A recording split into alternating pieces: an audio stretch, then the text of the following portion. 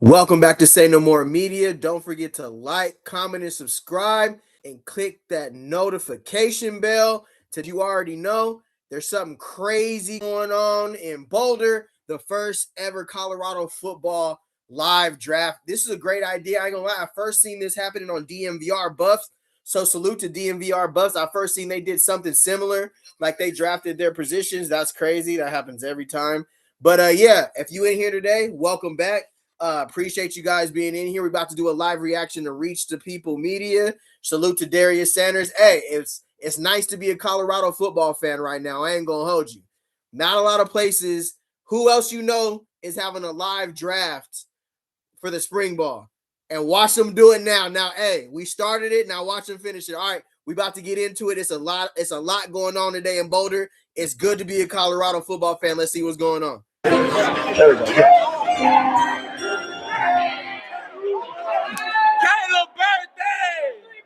Sugar cane. Y'all doing all that chat. We need to bring sugar cane. Cold tub. Cold tub. I can't. Okay, you know it's a birthday tradition in Boulder.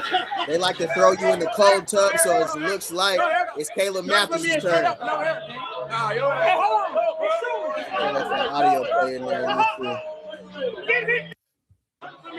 Got Joseph. Hey, how old is Caleb Mathis? He got at least be like 22.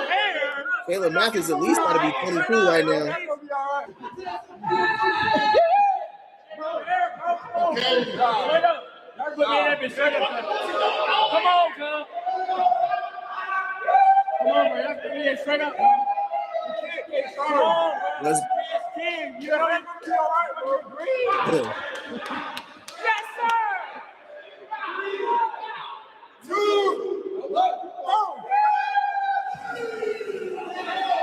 Oh, he finessed that real well. We about to get straight into the video. I'm gonna switch over to the pregame network. I seen that they have more exclusive, coverage of the actual video, like of the whole draft. So we're gonna go over there. What up, SK Door? What's the word, brother? Appreciate y'all being here. Hey, in the chat, let me know what your position is. So if you look at that pinned message right there, let me know who's your picks in the draft. Let me know who you drafted.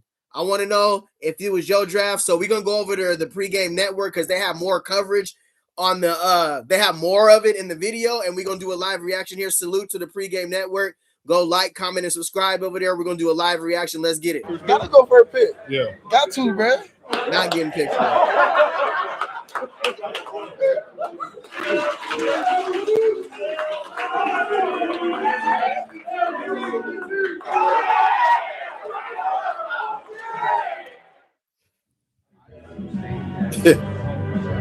Caleb Mathis is 30 years old. Yo, my boy, what's good? Always poised. What's the word? Willie G, what's the word? Keith, what's good? What's good? What's the draft predictions going here? Who's going first? Hey, let me know who your picks is in the chat. Let me know who you're drafting. If you take a look at my pinned message, let me know if you was drafting for the spring. Like what? Who's your draft picks? Let me know. What are you going to bring to the table? Appreciate y'all being in here. Quarterback, running back, O-line, D-line, wide receiver, strong safety, free safety, Mike, Will, kicker, safety, punter. Did I already say safety? Yeah, you shit. So basically, I think what they did is they allowed offense coordinator, they defensive went by coordinator. position group, so it was more like a position group. So they went the quarterbacks in, the running backs in, the wide receivers. It wasn't just a random draft. They kind of grouped it by position. That's about it. Hey, okay. No. Where are you going, Luke?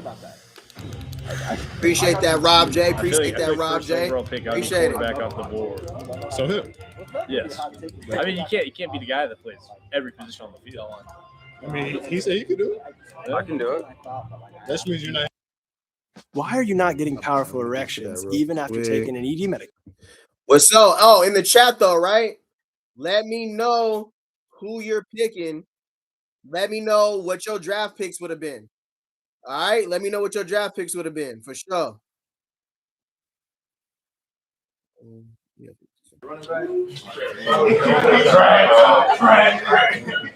Ben, finish that. The YC. And that's what I say.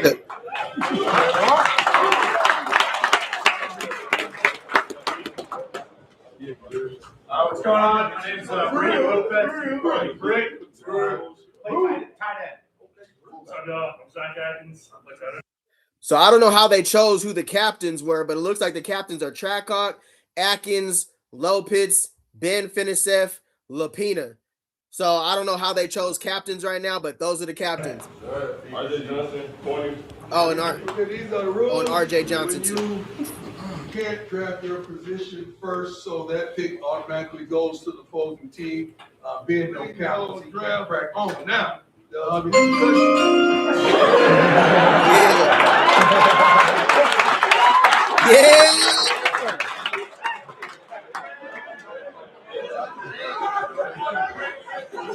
What's the word? Keith says I'm drafting Black Thinker, Black History Month, right? Say no more. Object 449. What's the word? New breed. What's good? Good to see you here again, bro. Willie G, always poised. Good SK Door. What's good, y'all? It ain't gonna be like what offense versus defense. It's gonna be your teams. We got Julian Lewis.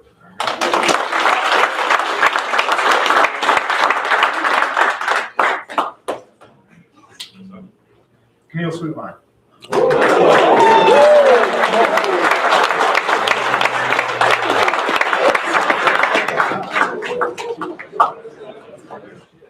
We're selecting Isaac Wilson.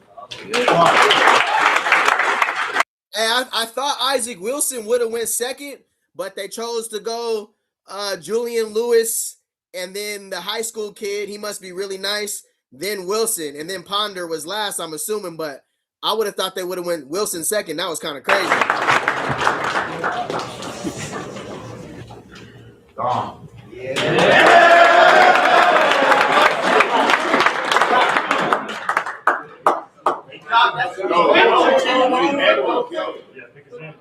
Okay. We're going with my man Richard. Hey, how y'all feel about Richard Young being the first running back taken off the board?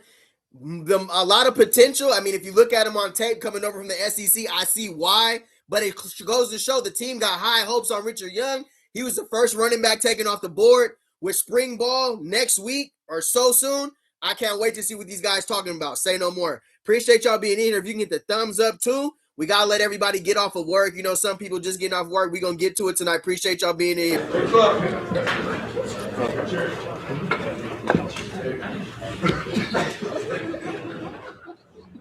the 2026 spring ball draft, Damian Henderson.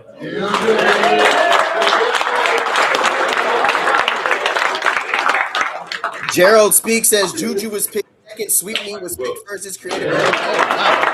That's crazy. What up, D?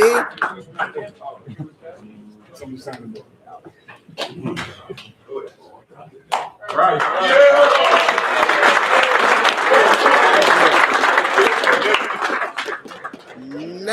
I haven't seen too much film on this brother right here. I know he has a lot to prove, though. I ain't gonna hold you. He looks a little older too.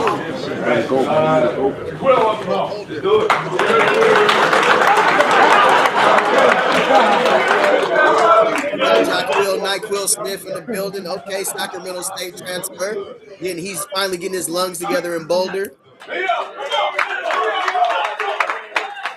Who's this? He was more of a scout team last season. I think that's Westbrook. He was more a scout team last season. The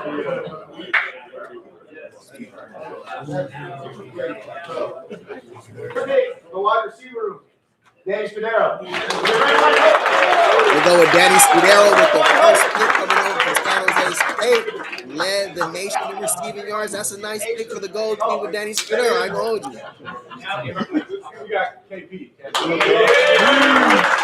I can pivot the black goes to Cam Perry. Now I'm a little confused because I ain't seen no DeAndre Moore Jr. Maybe they did a good job of not showing him in the video, or I didn't see Joseph Williams picked either. I don't know. Maybe we missed something, or maybe they caught up. Maybe they were the first two off the board. I don't know. But from what we've seen right now, it's Scudero to Team Gold and then Perry to Team Black. We got Caleb Matthews. And I don't know if Caleb Matthews was the third off board, but we shall see. Yeah, next week. X. Let's do it. That's right. As a receiver, you got to think about them messed up, bro. You don't want to be the last pick. You got a lot more to prove. Christian Ward.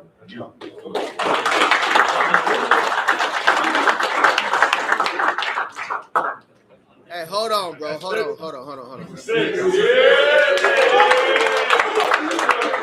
Now I know Christian Ward was not picked before Quentin Gibson. So if they did some type of crazy editing in here that I don't know about, let me know. But I know Ward wasn't picked before Q6. That's crazy. He ain't even touched the field yet.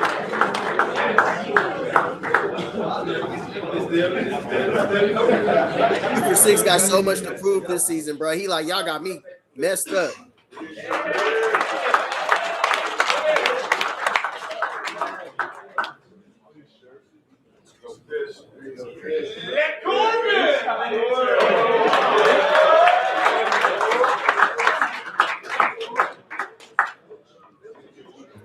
Corbin Leisure. Oh, yeah. Bo Hughley. How y'all feel about that pick with Bo Hughley right there? Okay, he's swagged out. He got a lot to prove.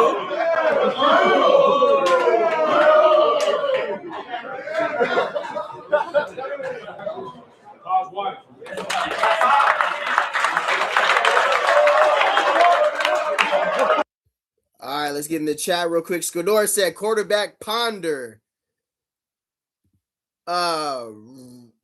Ponder, Wilson, running backs Trackhawk, Henderson, tight end D'Souza, Atkins, O-line Bell, Soto, Hunter, Taj, Larry, wide receivers Hakeem, Scudero, JoJo Keys. Hey, I like what I'm picking up what you dropping there, bro. I said a lot of our returning wide receivers are gonna have some good production this season. I like your list, bro. Right on, SK.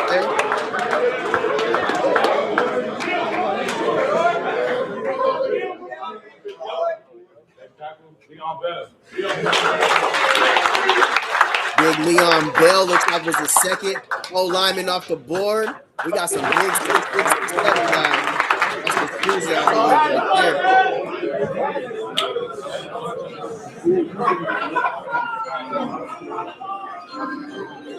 They got the NFL draft going too. They got the sound. Let's go, Yaya. Let's go. The barber must be in Colorado. Yaya got tapered up. God is on side.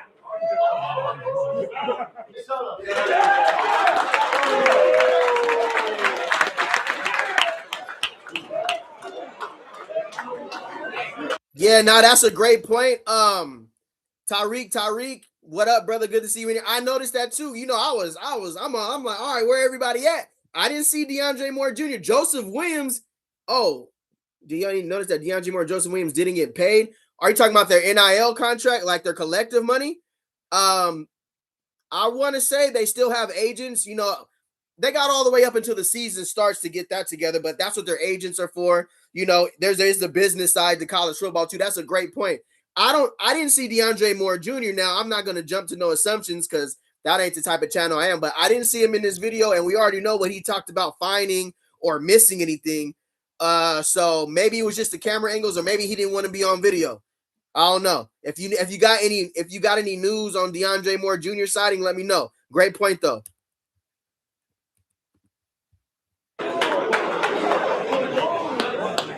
That's Soto, right?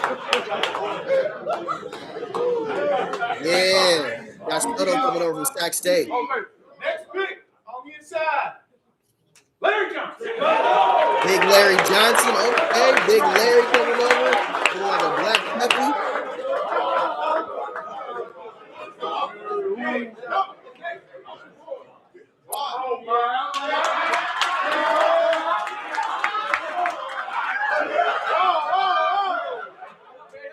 New Breed says he believes they're hurt. And man, I wonder what happened. They get hurt what? In winter?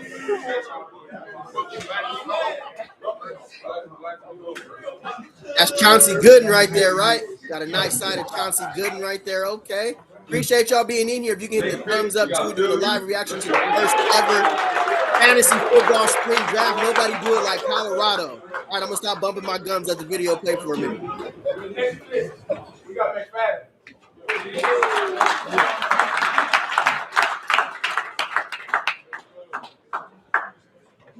Our next pick, go. Steve's welcome on home.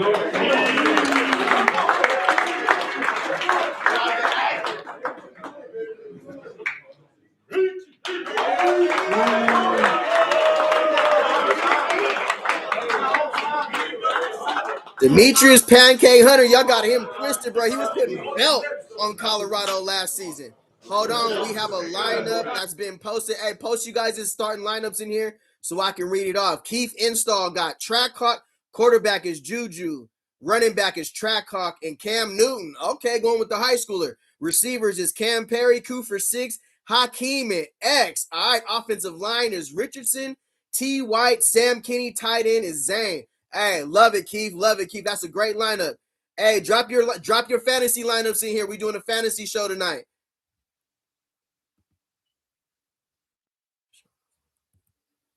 Oh, yeah. Well off is showing the full screen for sure. We're going to get there for sure. What up, Jeremy Jackson, brother? What's good? Look how many snaps. Look how many sacks. That's darn good on both parts. That's right.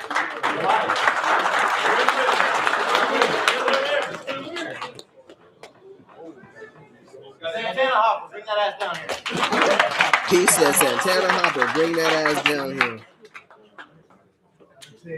Oh, yeah. I see what they got going on. Generational money. The next pick, we got Dylan Manning.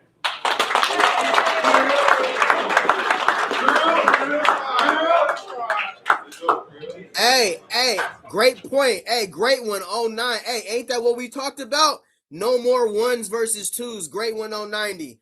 That's what I was talking about. We was like, I know for me, I was like, hey, how can you get a proper evaluation if your ones ain't going versus your ones, if it's your two versus your ones, 3 scout team versus the one. So addressing things in the offseason, that's also what you see in the video. Yeah, black versus gold for sure. Hey, that's a great point. Great one, bro. For sure. Now, I want to see competitiveness. I want to see them mixing it up. Hey, you learned a lot from last season, bro. It's good to see what they're. I first seen this draft happen, though, on DMVR Buffs. They did something like this, like they drafted their D linemen and stuff. So I'm great to see that they're all working together out there because this was a great idea. Now watch everybody copy it, too. You got to set the trend. Yo. The next pick, we got Timo. Yeah. Moore. Got Tyler Moore. Okay. Next pick, you got Ezra Christensen. Hey, weekend.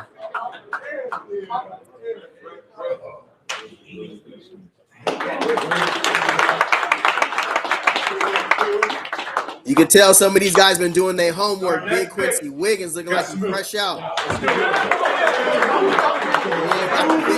The big boy from Baylor, Kamanama Nape, Oos.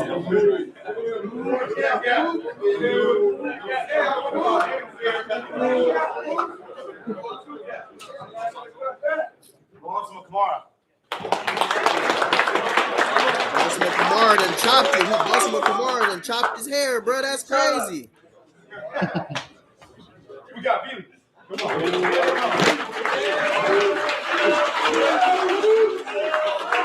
San Jose State defensive end Tyafata Tufo.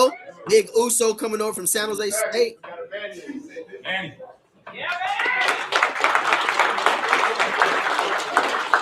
Yeah, I love Esco. Ran that 4-4 coming over from James Money. Andre Bradford. What's good, brother? Let's keep you in here.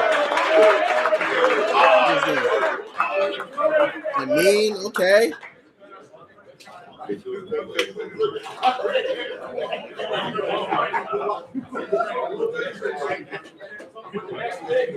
got Lamont.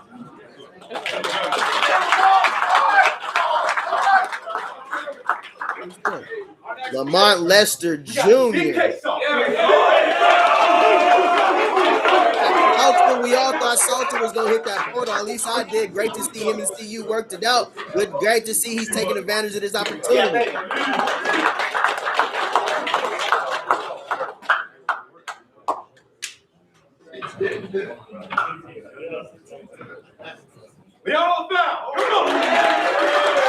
Liana LaFell looks like the first pick in the linebacker group. I gotta tap in real quick. Hey, being in college though, amongst your peers, you never want to be the last one took. You feel me? So this had to light some fire. There's a method behind all this madness too, bruh. Coach Prime is a genius. Whoever put this together is a genius, because when you let your peers pick amongst you, that just goes to show you what, you know, where they see you at. So this gives you the ultimate fuel to prove it when spring ball comes. I don't care what you say. You don't want to be the last person picked in your position group, bruh. You don't. Am I spitting or what? I mean, you don't want to be the last person picked in your position group, because this is your peers picking. This is your teammates saying, I'm not saying this is like they either think you like that or they think, I might pick you. You know how it is when you go hoop or something. You don't ever want to be the last one picked. You be standing there looking like this, like, damn, bruh.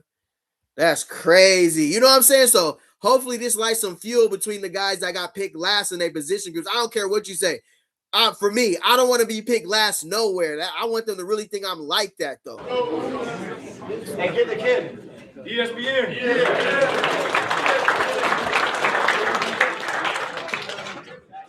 Come on, Tyler.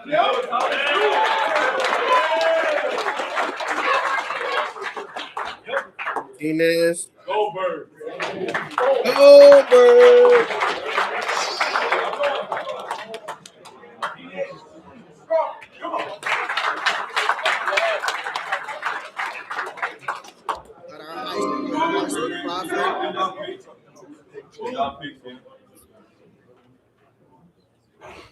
Hey, money.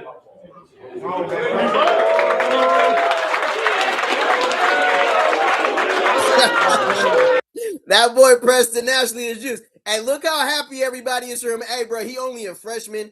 He's slowly but surely taking over the media space for Colorado. Definitely with the personality now. I look forward to see Preston Ashley put it together in spring ball. I definitely want to see what he's doing in some one-on-ones, bro, for sure. I want to see him live up to his he has a very comedic personality, bro. He's hella funny to me. I ain't gonna hold you.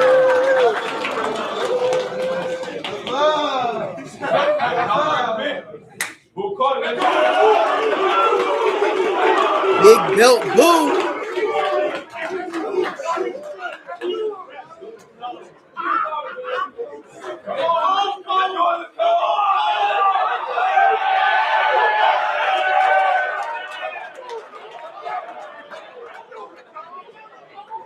Oh, we gotta map this pick in the building.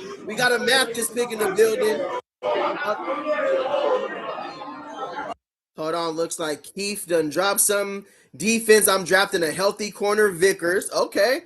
Creed Thomas at safety. Randon Fontenette, safety, Oklahoma. Okay, so you got Vickers and Creed Thomas are your corners. Okay. Safety is Randon Fontenette and Jaden Hardy. Linebackers is Crawford, Cole, and Colby Johnson. And Salter. Defense is Ane, Talib. D tackles Manuel Wiggins. For sure. Respect, Keith. Not like your list, brother. Let me see here. Yeah, Ashley for sure. I see him as a 4-year player. Absolutely. Nah, for sure. Great when there's a 6th linebacker. He wasn't going to play linebacker. All right, for sure. Appreciate y'all being in here, brothers. Hella videos they dropped today. We got to get through all of them. Let's get back to this reaction. Hey, this is great. Colorado does it again, bro. I mean, even in the offseason, it's still all eyes on Colorado. I don't care what you're talking about. Let's get it. From Scottsdale, Arizona, Creed Thomas.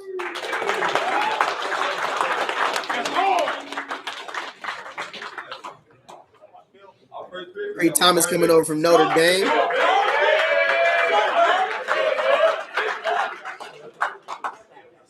Hey, Justin Eagles, let's go, baby. That's my starter right there. Justin England, baby. Justin England. Yes, Lord.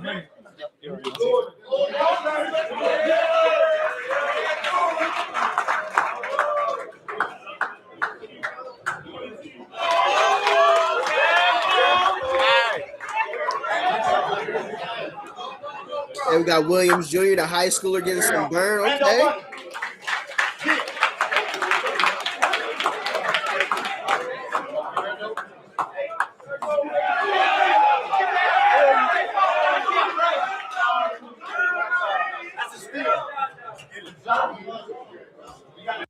Cam Duncan, what's good? How quickly will the media post on Coach Prime's draft so people can start tripping on it? Yeah, you know how the headline's going to be. We're focused on the clicks. They're having a draft in Colorado. Bruh, lighten up, bruh. Go find something else to do.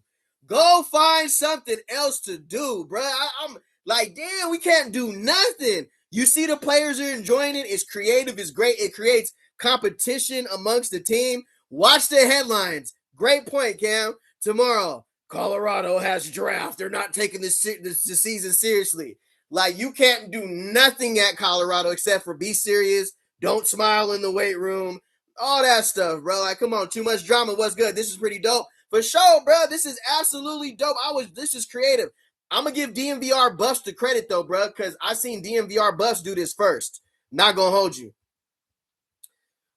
Let me see something here. I seen DMVR Buffs do this first. Let me see. Oh, yeah. All right. Put that up already. Appreciate y'all being in here, bro. Let me see. I look like I'm caught up here. Larry Lightfoot. What up, Larry? What's up? Nah, this is dope, bro. And like Cam Duncan's point, yeah, it's going to be all. I hope it ain't media news. But since people ain't got nothing else to talk about, it will be. They're going to find a reason. Coach Prime Deion Sanders hosts a draft after 3-9 winning. They say, man, go, man.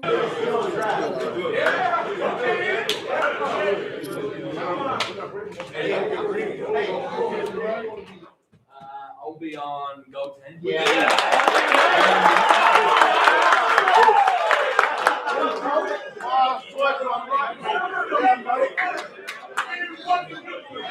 Robbie J in the building. What's up, Robbie J, baby?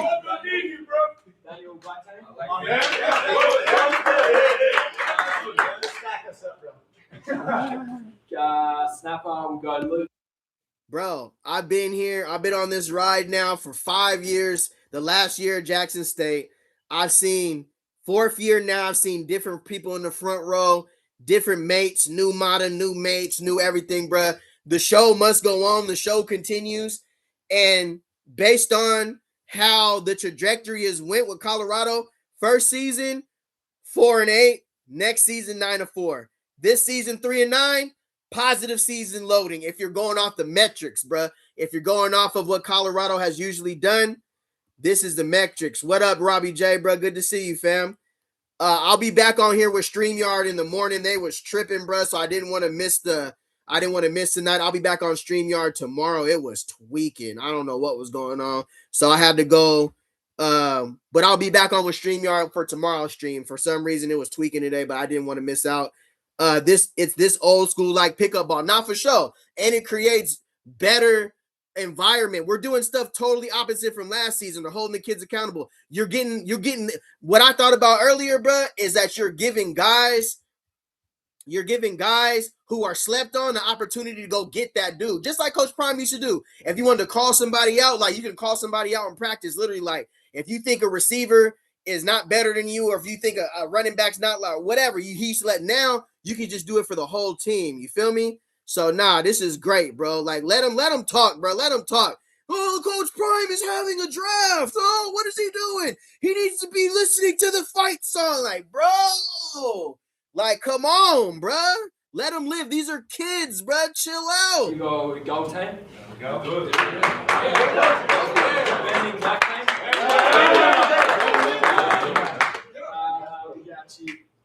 We'll get Black Kicker.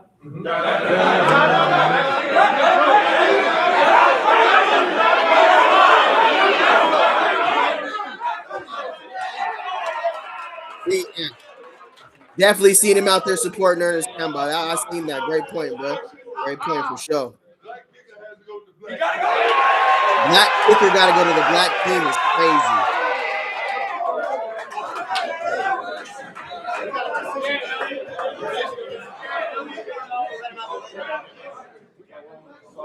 Get Youngie, you go Go 10. And he really called him black kicker too. He didn't even call him a karmic. It's crazy. And then we have Elliot on the. We're gonna beat Georgia Tech, bro. This year's team is better than last year's team, and honestly, last year we were in the game. Everybody who watched last year's great point, great win. Last year, when everybody watched the game, we beat ourselves. We created 3 turnovers in the first half, didn't capitalize. Then in the end, we had that timeout situation, and then Caden Salter missed a couple throws. He should have ran it a couple times. Not putting the game on him or anybody, but I feel like with this year's team is way better than last year's team. And the difference is they don't have Haynes King. Haynes Kings beat us last season. Let's keep it real. The ACC Player of the Year beat us last season. They don't have that this season.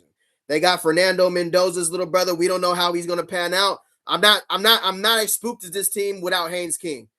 Gray win is too early. Let's get the spring for sure. Yeah, I'm gonna say without Haynes King putting belt on us, we're good to go. I like this. I like us to come out and make a statement on national TV. If you guys are in here, I appreciate if you can give a thumbs up.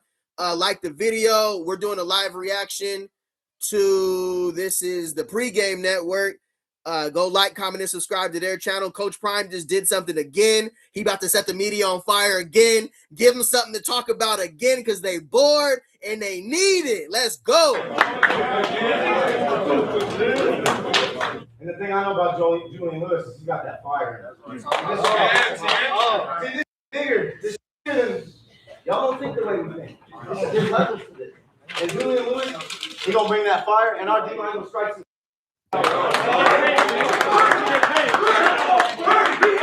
Each and every one of you to do one thing. Beat those. Let's go.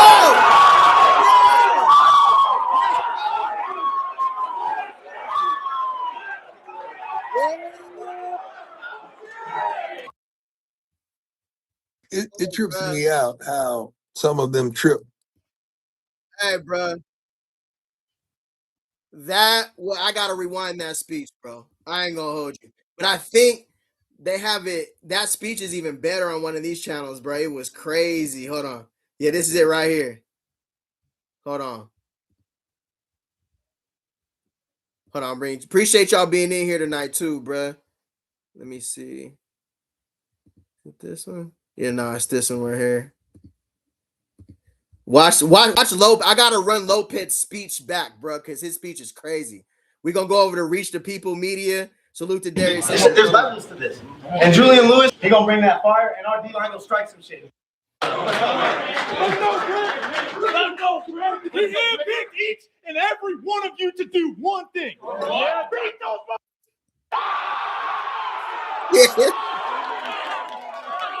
Yeah.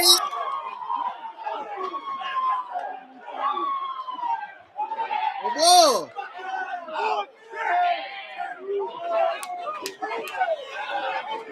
Come on, man. Tell me we seen this last year, bro. Tell me we seen this last year. Come on. Tell me we seen this last year. Come on, bro. I ain't gonna hold you. The energy is different. You can tell a lot from a team, bro. I love that speech, bro. I got black team all day just because of the speech. Yeah, for sure. I'm going to jump over there right now, for sure. That was a great. Let me get here. Let me see. It looks like they got it in the weight room, too. Nah, bruh. Great point. Martinez giving belt. Facts. Martinez giving belt. Hey, bro, Lopez's speech got me turned. I ain't going to hold you. Lopez's speech got me turned, bruh. Let me catch up in the chat here. Keith, we got great depth on the O-line. Feel good about this team. I absolutely do too. For sure. Marty Smitty, what's up, baby? What's good? How can you not love? Nah, for sure. We handling business this season. I think we have more depth than Georgia Tech for sure. Oh, we got a new, let me see, Suge Creek. What's the word? This may be the only time some of these kids may get to feel what it's like to get drafted. Also, kids can explore being a GM or scout. Yeah, bro. Like, I think this was an awesome, great idea. Are people going to find reasons to find something wrong with it? Absolutely. And that's the sad part about it. But, hey, it is what it is. Let them do their job, bro. They having fun. You see the kids having fun. Coaches is smiling. What is there to talk about? What article are you going to come out and say, they're having too much fun in Boulder, shut it down? Like, come on, bruh. All right, we're going to jump over to Well Off Media 2026 Colorado Spring Draft. It done got serious. Salute to Deion Sanders Jr. Go like, comment, and subscribe to his channel. I will be live reacting and pausing and reacting. Let's keep it lit in the chat. You know we got the littest chat in Colorado. They went crazy today.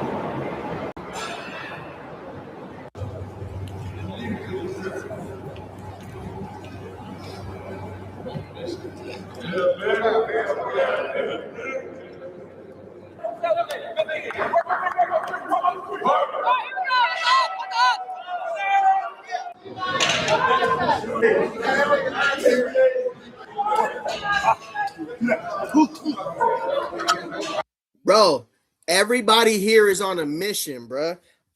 I'm on a mission as a fan, as a supporter. I'm on a mission to let everybody know, first of all, that ain't Colorado football, what we seen last season. Second, we did get this right, and we are going to put belt, and we do have an opportunity to have a successful record. The goal is to win the Big 12, and the goal is to make the playoffs, period. We ain't lowering the standards for nothing. You got to come into a season with high standards for yourself. You got to shoot amongst the stars, bruh. This team looked different. Now, we got to see it be put together in practice. I just ain't going to get hyped over lifting weights and running and drafts. I'm more of a football, all more football heads than that. We're not just a hype channel. I'm not just going to hype everybody up off of lifting weights and running and workouts in Portal. Now, when we start seeing them putting on film in the spring, and then we see the spring game we get in the summer, we going to know we got something. But it's for sure Colorado versus everybody. Easy call. Come on. Hop. Come on, always work. You got it. Work back. Champions on three. 1, 2, 3. Champions. We're faster now. Let's go. Good. Next one. Good. Yeah, Scudero. Get right, Scudero. Yeah, got another one on Friday night. Never trust a man that don't have a beard or a mustache. Talking about you. Bro, I do got a beard or a mustache, bro. You got me messed up, bro. I for sure got a beard and a mustache, fam. What up, Barbino? Don't start, bro. We can get roasting in here real quick. I ain't gonna hold you. We can get to roasting in the chat. The attitudes are different this year. I like what I'm seeing so far. Me too, Larry Lightfoot, bro. Absolutely, bro. Willie G, you already know, fam. Come on, chat. You know how we get down. Marion said today. And honestly, I watched those interviews. I watched Duke the Scoop. I seen the pregame network. We're gonna get there. I didn't know if I want to do it tonight or tomorrow. It depends on how much time you guys got. Let's get to it. Marion said today that he was never had this much O-line talent in his offense for sure. It's like giving a mad science. It's like giving Iron Man an upgrade to his suits. You feel me? Look at Scudero getting to it. Are we gonna get back to it? I'm bumping my gums again. 5, 4, 3. Yeah. I got you, fam. I got you.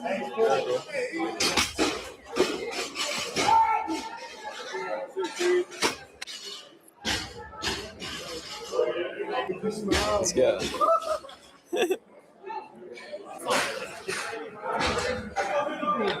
Easy. Good shit.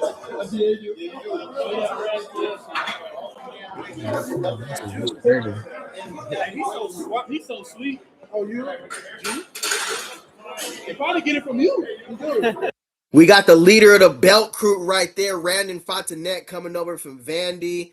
Hey, salute, great one with the super chat, bro. I really appreciate that. You know, hey, this is our chat, bro. This is what we do. We're going to have the most lit chat during Colorado anything. After the game, before the game, all the reaction videos, our chat, we setting the standard, bro. For sure. Oh, okay, my bad. That's why I was tripping.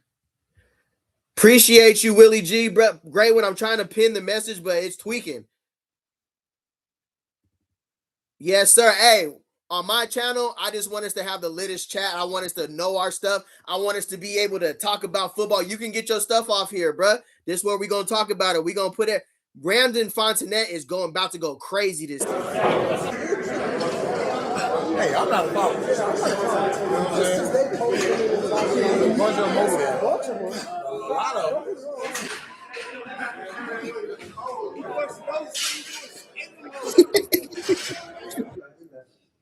see the energy and the excitement because we get ready for football and the practice and all that stuff. But great job, man. Way to work. And let's get ready to take it to the next step. Oh! Hey, start off slow.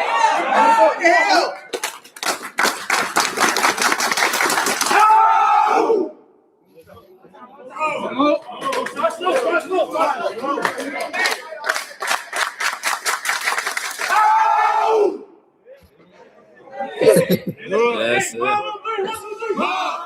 All right, man. What brought you to Boulder? Heath, what'd you say? You said Matt's gonna go cry in the car. That's crazy. He had an interview too that it's a very informative. They had the beat writer on their channel. It's just a very informative interview. I really want to go over that interview because it shows that there's two sides of Colorado fans, right? Great point that you said this, Keith, is because on his interview, it just goes to show like he wants to say that there's a divide amongst Colorado fans. Have you guys heard this sentiment out there? Basically, there's a divide amongst Colorado fans, the fans who are here for Coach Prime, and then like the original Colorado fans who are going to be here even if Coach Prime leaves. I understand the point. I understand what you're saying. If you're a logical person, you understand that. But I think it's just a way to go. But I don't think it has to be a divide. I think everybody can be together. But I do think there's going to be extreme people on both sides. It's like that everywhere. There's going to be some people that's super fanned out. You can't say nothing about nothing. And then there's going to be people on the other side that don't really like Coach Prime neither or anything that we got going on in Colorado. So that's a good point, though, bro. That's a good point. Let me ski. They got to get a little slogan or something to say after the clap break for sure. I was going to pause that, but you got it, bro. The clap break was crazy. This team is going to shut a lot of mouths this year. Big energy for sure. Absolutely, bro. I agree. Good to see you in here, Jeremy Jackson, brother. What's up with it? Do you think the incoming transfer production will translate to the Big 12, and do we have a real shot at the Big 12 title? I'm going to keep it real. Out of 50 transfer portals, you want a good 75% to transfer. Everybody's not going to transfer, bro. It doesn't work like that realistically in a transfer portal. I'm going to keep it real with you on this channel, bro. I'm not going to tell you what you want to hear. I'm going to tell you what's real, in my opinion, of course. Transfer portal, you're going to have your hits and your misses. That's every program. It's not just us, though. We're not the only ones that's going to have our hits in the portal and the ones that are going to have our misses. Some people are going to pan out and really transition to a Power 4 conference, and some people are going to struggle. It's like that everywhere, though. We're not the only one. That's a great question, bro. Appreciate you. Let me see here. Marty Smitty. When Colorado wins games this year, fans will be on board. Now we turning up. Just like Deion Sanders said, we had to hold on to that in the Duke to Scoop video. He said we gotta hold that but when we win, oh yeah, we letting everybody hear about it at work, online, because it's our team, bro. We rock with Coach Prime, we rock with the team. We here when it's bad, and we gonna be here when it's good. But right now, we got belt.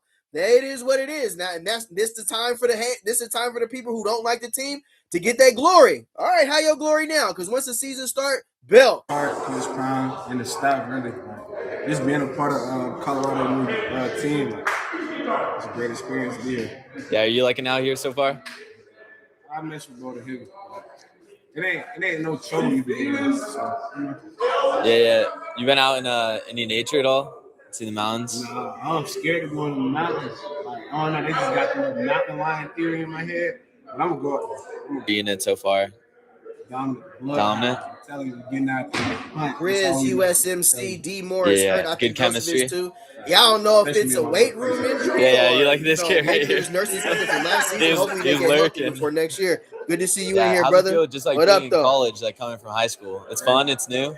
It's a new experience. It's like, you probably in high school. You that do it in high school, but coming here, everybody that do it. So you really got to compete. Get in and know what you know. Get in and know. Got the insider Cam Duncan, who is out there in Boulder. Yes, Moore is hurt, and JoJo was just getting back from 100%. off-season surgery. Yeah, student of games. Right on Cam Duncan with the Boulder inside move. Yeah. Yeah. Hey, let's get this working today. Hey, everybody be their best version of themselves today. Let's get it. Work on me, work on. I love to see Trackhawk taking the lead here as well. Was really our offense before he went down with injury, bro. Look at DeKalon Trackhawk last season, bro. He was balling, especially in the receiving game. You add Coach Marion in here, he gonna be able to use Trackhawk one-on-one with a linebacker off a misdirection. Oh man, salute to Trackhawk taking the next step this season, getting healthy, and him being able to get back to where he was before injury last season. He was really putting in work for Colorado. I really have him being very productive this season. 1, 2, 3, hurry! Thank y'all. Thank y'all. Let's go. They don't even care about me. Let's get in the chat here. You know, we got the littest chat. Coach Marion is about to hit college football with a version of go-go no one has seen yet. He has dropping dimes on the morning wood. Yes, sir. Absolutely. You know, you give somebody this amount of time to be able to scheme up with brand new offensive linemen, running backs, being able to have full control of a power forward team. He's done it before. He's going to do it again. Great point, Jeremy. Great point. Let's see here. Yes, Moore is hurt. Oh, already. What the? I'm tweaking. My bad. Let me see. All right, what the hell? All right, hold on. All right, yeah. My bad. Yeah, Coach Prime said he was impressed that the captains who picked the teams looked into all the injuries before. Totally different team this season, bro. On and off the field. Appreciate you guys being in here. If you can hit the thumbs up, you are with the littest chat on Colorado football. Come get your stuff off here. I will be back on StreamYard tomorrow. StreamYard was tweaking tonight, and I didn't have time for all that, so I just kept it lit. Yeah, I got you. No, it's not. Oh no! Oh They no! lied to me. Give us a damn option route. I'll bring you one. It'll be in. January, Yours in there. Caleb Mathis' birthday. I think he like 22, 23. This is his fourth season now.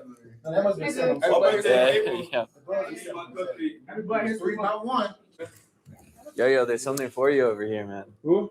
Something on this table for you. Elder Williams, what's up, fam? Big 12, you better look out for the Buffs 2026.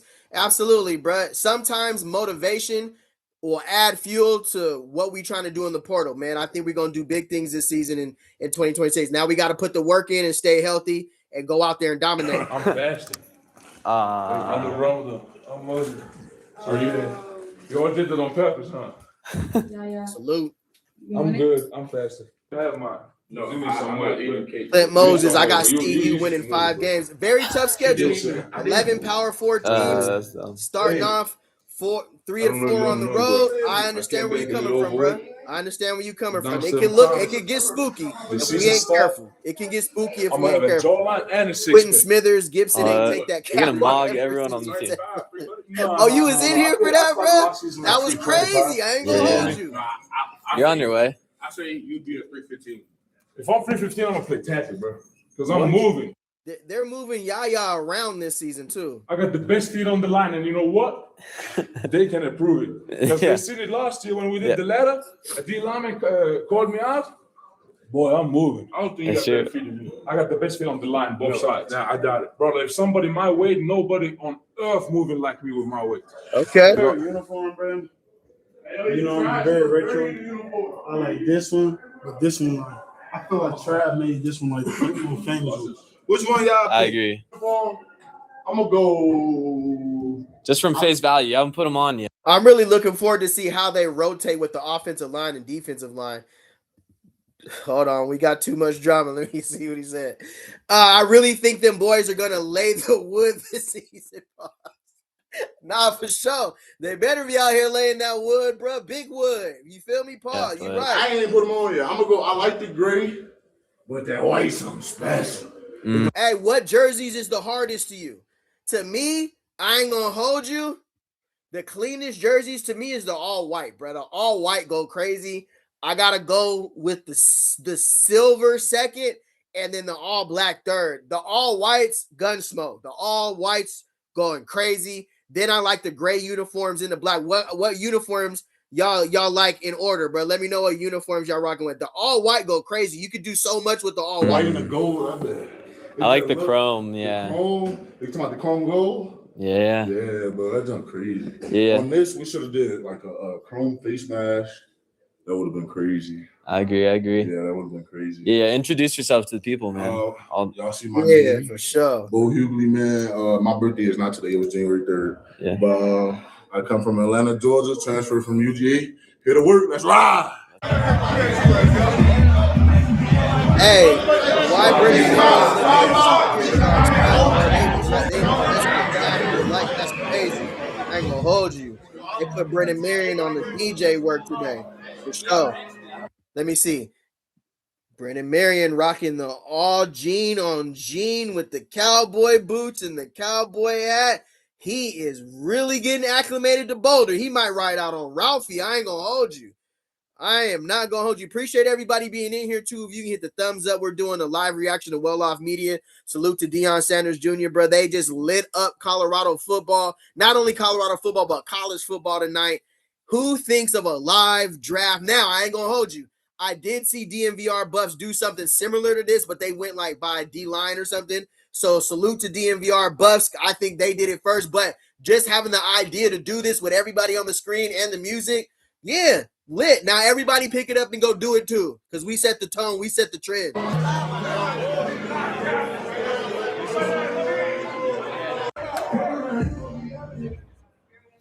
Let me go back again. That was good. Oh shit. Cam Duncan, that's crazy, Brody. I'm gonna hold you. Bro. What's going on? Oh, Hughie is a great athlete. He's look at his tight Let's get up, man. That would be let's crazy. take it to the black That would church. be All right? crazy. Let's take it to the black church. Let's pray again. Let's go. Well, hallelujah. Let's go, man.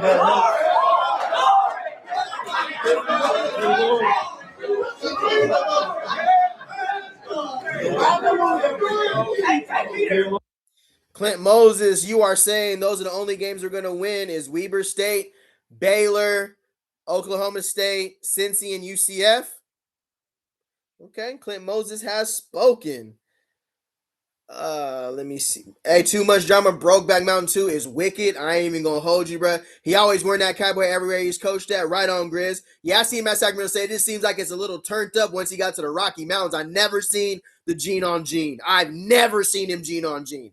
Gene on Gene on Gene is crazy. I ain't gonna hold you. He's taking it to the next level. Thank you for waking us up today. Thank you for giving us. I'm joking, but we got to do that. I'm gonna find somewhere in Denver, and we're gonna go to the black church, and we're gonna go to the white church, which there shouldn't be no colors. It should be just one church. But we're gonna go because I need y'all to experience the other. I don't know if y'all have been. I'm telling you. I told you this before. Go to a black funeral. If you never did it before, just go to a black funeral one time. That's all you got to go. Anybody ever been to a black funeral? They get there in the casket. I'm telling you. What's a Canadian tuxedo, bro? What's a Canadian tuxedo? She gonna go because it's open caskets. We can do open caskets. And now I'm gonna trigger that thing right now. And that's it. And it's just gonna trigger through the whole church and it's open. It's open after that. Am I right or wrong? Okay, right here, Colorado's women basketball, Saturday, 7 p.m. Versus Texas Tech. I'm going, and I need you guys to show up too. Couldn't y'all do that for me? Sure. So you see here, we're already doing stuff that wasn't happening last year. If you listen to Deion Sanders Jr. on Duke the Scoop, shout out to Duke the Scoop, bro. Does great work over there as well. If you haven't checked out that Well Off Media interview he did with I don't even know what he did with. You know what I'm trying to say, bro. This is stuff. Last year, he said his dad barely came out last season. Around this time, he said Coach Prime was still dealing with health. He barely even came out of his office. He was still getting all kind of tests. You know, this season, he's inviting the whole team to come rock with him. The more brotherhood you have, if you play college sports, you know, the more time you spend together, the more you got my brother messed up, bro. Straight up. That's when you coming over, you hanging on, linebacker cleaning him up. That's when the running back running the ball, the wide receivers taking him, stock boxing him underneath the bench. You feel me? That's what we doing. When we kicking it on the outside, on the field, we going to war, bro. It ain't no more talking. It ain't no more kicking it. This is a brotherhood. That's what was missing last season. Now, I'm not going to disrespect them young men and say that they didn't have a brotherhood last season because you've seen a lot of guys, Omarion and Joseph Williams, they got tight. A lot of players were tight last season, but it didn't feel like this. Everybody marching to the end. You get like this. So this is great coaching. Give Coach Prime props. Everybody meet me at the Colorado women's basketball game tonight, 7 p.m. Whole team rocking, or the ones who can make it, go make it. This is addressing last year's stuff. We got to give credit where credit's due. You feel me? Because they need our support. Y'all come on up, mama. The best coach in the land right here. Yes, sir. Yeah, basically, so my name's Maeve. I'm a redshirt junior. Des and Zai are also redshirt juniors. Jade's a senior. So this night on Saturday is basically a dedication to her and also our teammate AD. And this is Coach J.R. Payne. Texas Tech is who we're playing. They're 20th in the country right now. This would be a huge win for us, especially when it comes to March Madness and tournament play. And with that being said, Texas Tech is a super hard place to play because of their fans and their student section. So if we could just have your guys' support there on Saturday, being loud and rowdy, that would just be great, especially just for us as the team and also as a dedication for the seniors as well. That's crazy, Barbara. That's crazy. I ain't gonna hold you. That's Best women's basketball coach. Forget women. Basketball coaches in the darn country. She supports. Hey, salute Zulu, you in Boulder. Right on. Practice in the fall. She brings her handsome son that he's gonna be a lady killer. I'm telling you, he's gonna be that guy. But they support us, so we want to support them wholeheartedly. So if you can, that's right, Jeremy Jackson, my brother before me, man. Let's go out and Salute to support Coach them. Prime making them We good with that, guys? Thank Anything you, else, Coach? I just want to say, when I came down the hallway, y'all's meetings are way more fun than ours. So I'm getting pressure already. I need music. I need praying. Okay, we got paperwork up here for both teams. First, let's have what colors we have? Oh, is it black and gold or? Okay. Hold on. Let's have the personnel. If you done been in them funerals, huh, bro? I'm telling you. Yeah, you already know, bro. You know how that go. I can't show that. Are they gonna try to tax me? Where am I at though, bro? I'm lost. Oh, there we go. All right, we back. Appreciate y'all being in here, though. Where am I at, bro? Yeah, no, that's it. I go by track hawk. I play running back. Ben Finisette, the YC, and I play safety. Brady Kopeth, Brick, play tight end. What's up, y'all? I'm Zach Atkins. I play tight end. RJ Johnson, corner. Okay, these are the rules. When you can't draft your position first, so that pick automatically goes to the opposing team. Clint Moses, I think you know the answer to that question. So he why would he find this when it's time, if it's their turn for the he said meet me there, safeties, he does get to pick the guy first. They will have 30 seconds to pick, 45 seconds, to pick. They can call timeout. If they call timeout, what they can do, they can ask a coach or they can ask a coach for information. With that being said, let's get the 2026 spring ball draft on now. The repercussion. Hey, like somebody said earlier, this is the one and only time somebody might ever hear that sound in person. So if you guys are just joining us here, Colorado did a 2026 spring ball draft where it was lit. Hopefully other teams adopt this. It's a fun program. Before we start somewhere. It was something to do as a team, right? They're going to implement it into practice. Like, it ain't gonna come be, on now. Like offense versus defense, it's going to be your teams. Let's go. Let's flip. Come on, John. Who's your guy?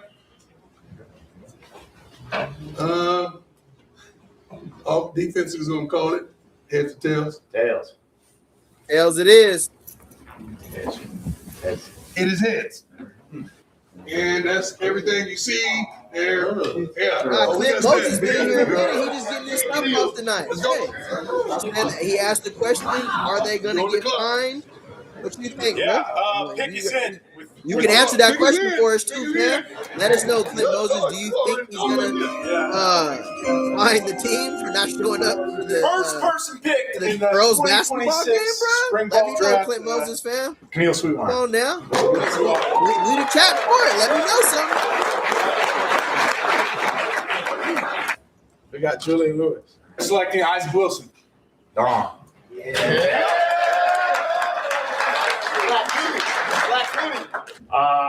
We're going with my man Richard.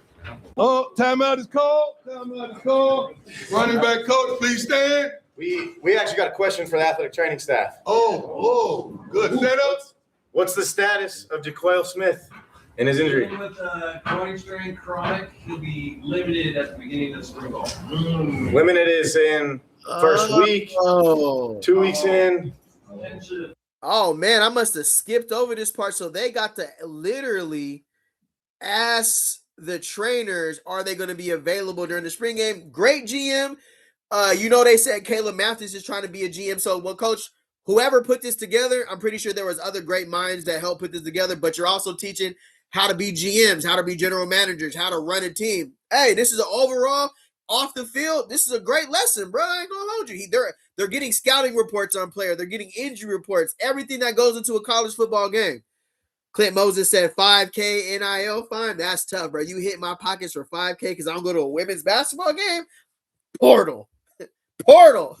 I'm hitting the portal, bro. Straight up. You find me for that, I'm in the straight portal, fam. I ain't even gonna hold you. Portal me. First week, second week should be. I like that. I like that, guys. I like that. I like what you guys are thinking. I like what you guys are thinking.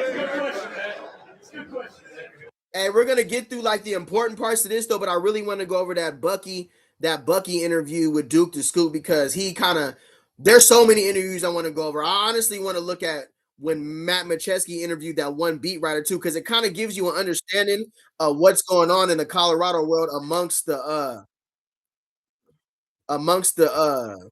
like the fan base and how people are thinking and stuff. So I kind of want to get to both of those. So I'm gonna get through this video a little bit more, and then we're gonna jump over to that interview. I like what you're thinking. Let's go.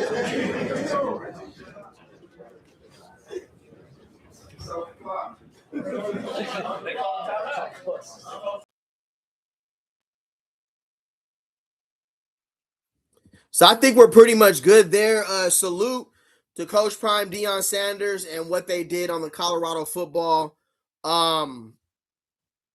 fantasy draft. I think it was cool. I think it's a great way to mix up things for practice. Now you get to see a more of a competitive. You seen Lopez's speech. He had me fired up. I'm going for Team Black. Salute to everybody. Hey, Colorado been putting out some heat, bro. I ain't gonna hold you. Colorado been putting out some heat.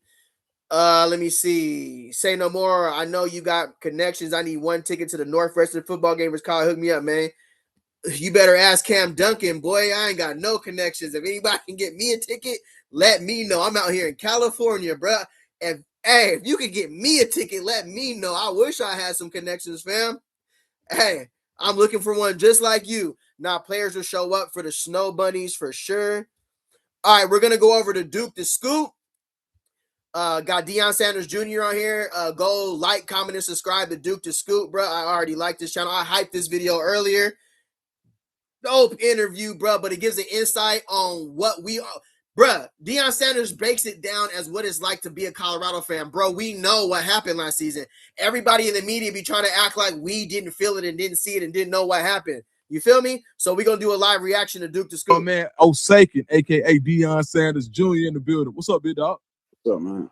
I got the cigar. I don't know if you need me to put this down. Or... Nah, man, go ahead, man. Shit, hey, man, live your life, my brother. I did RMJ Media. No, I for sure seen that they put together a well-rounded video. I like what Colorado football is Why doing. You ain't pushed? Good to see you in here tonight, brother.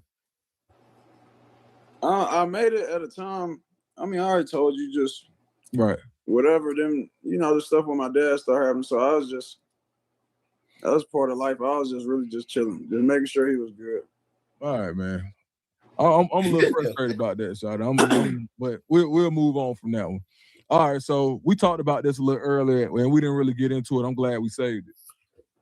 When I came to Colorado last year, I saw you. We chopped it up. You said, bro, it feels different. I ain't ask you what you meant, but you said that. Yes, and I was like, bro, and it stuck in my head. And I saw as the season went and some of the stuff started coming out, I was like, you just kind of saw it was different. Yeah. How did you know so soon that the season was going to be different? This was in August. Duke the Scoop has been going crazy, but that's a great point. He been on fire lately. Salute to Duke the Scoop, bro. Going crazy. It wasn't really. So there wasn't really any leaders, you know. And then my dad was gone for a minute, so it's like, I mean, other coaches were doing it. Don't get me wrong; it was a great staff. It's a completely different staff now, but he really enforces a lot of different belief. Like stuff that, I mean, even to my eyes, might be like, I thought that was a good job.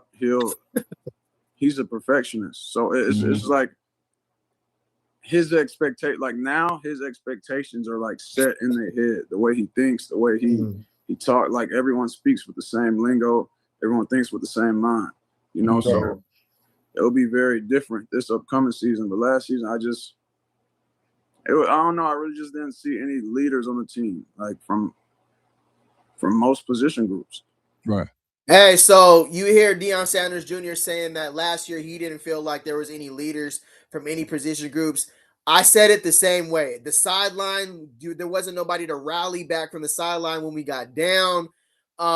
Leaders lead in different ways too. You got different leaders who, you know, they step up on the field. You got vocal leaders. There's different leaders on the team. So I felt the same way, bro. You know where it started for me? At Big 12 Media Day. When I looked at Big 12 Media Day and I seen who was there, and I was like, bro, this team looks so different. And that's when it hit me, like, bro, it was like Juju, Caden Salter, I think Mata, and like Jordan C, like DJ McKinney. It just didn't look like we didn't know who was who. It was a mystery. So that's what happens in the portal, though. When you get so many players meeting for the first time, everything in the offseason has to matter. People are meeting each other for the first time, bro, especially when you got a lot of people. He said, hey, y'all in here roasting Bucky. That's crazy. Shag haircut. All right, yeah. So how y'all feel about no leaders being on the team last year? Let me know something in the chat. Appreciate y'all being in here, bro. If you get the thumbs up, looks like they are talking crazy. It said Bucky is greasy as hell. That's crazy work. Leadership is important, and somebody who's been in them locker rooms on this side of it and being a player, you know how that peer accountability is kind of what sets a team apart.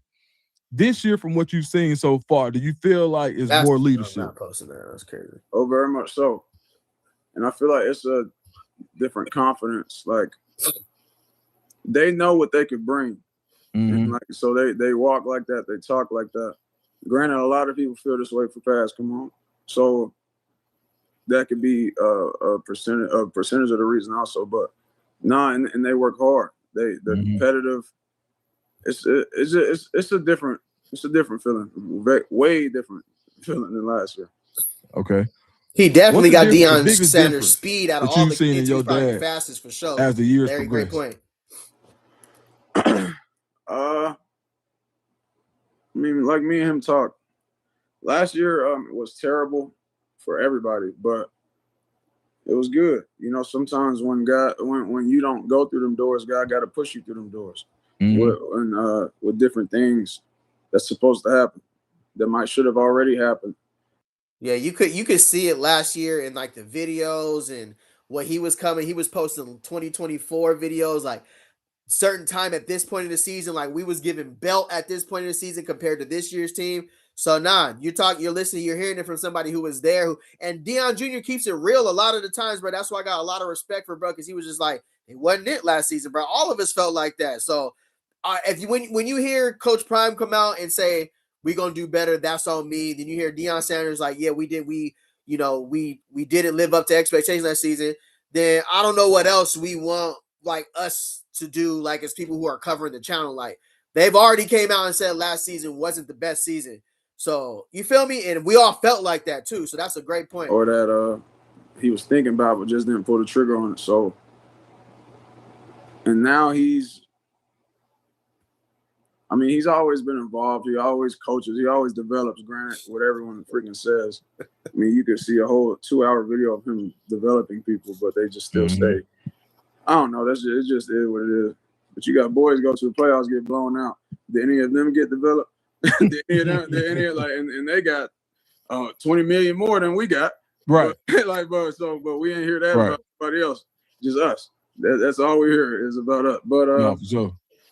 But now he's literally he didn't really just micromanage a lot. Now he's involved in everything. Everyone that came through.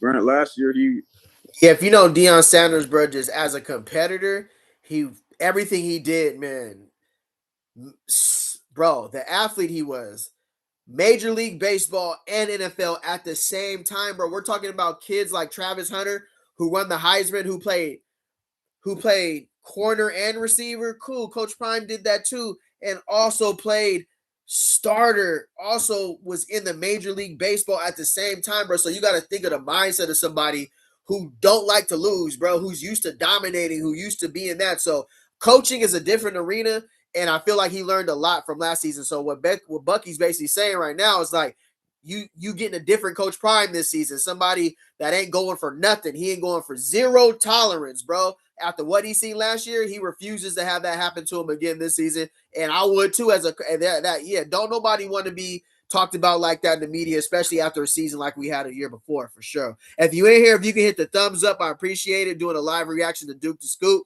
Had Deion Sanders Jr. on there dropping gems. barely even came out of his room at this time, but but this year he literally watched every single person's film before they got an offer, which he always did. But now he's literally studying right. It's just that 3-9 does something to you, bro.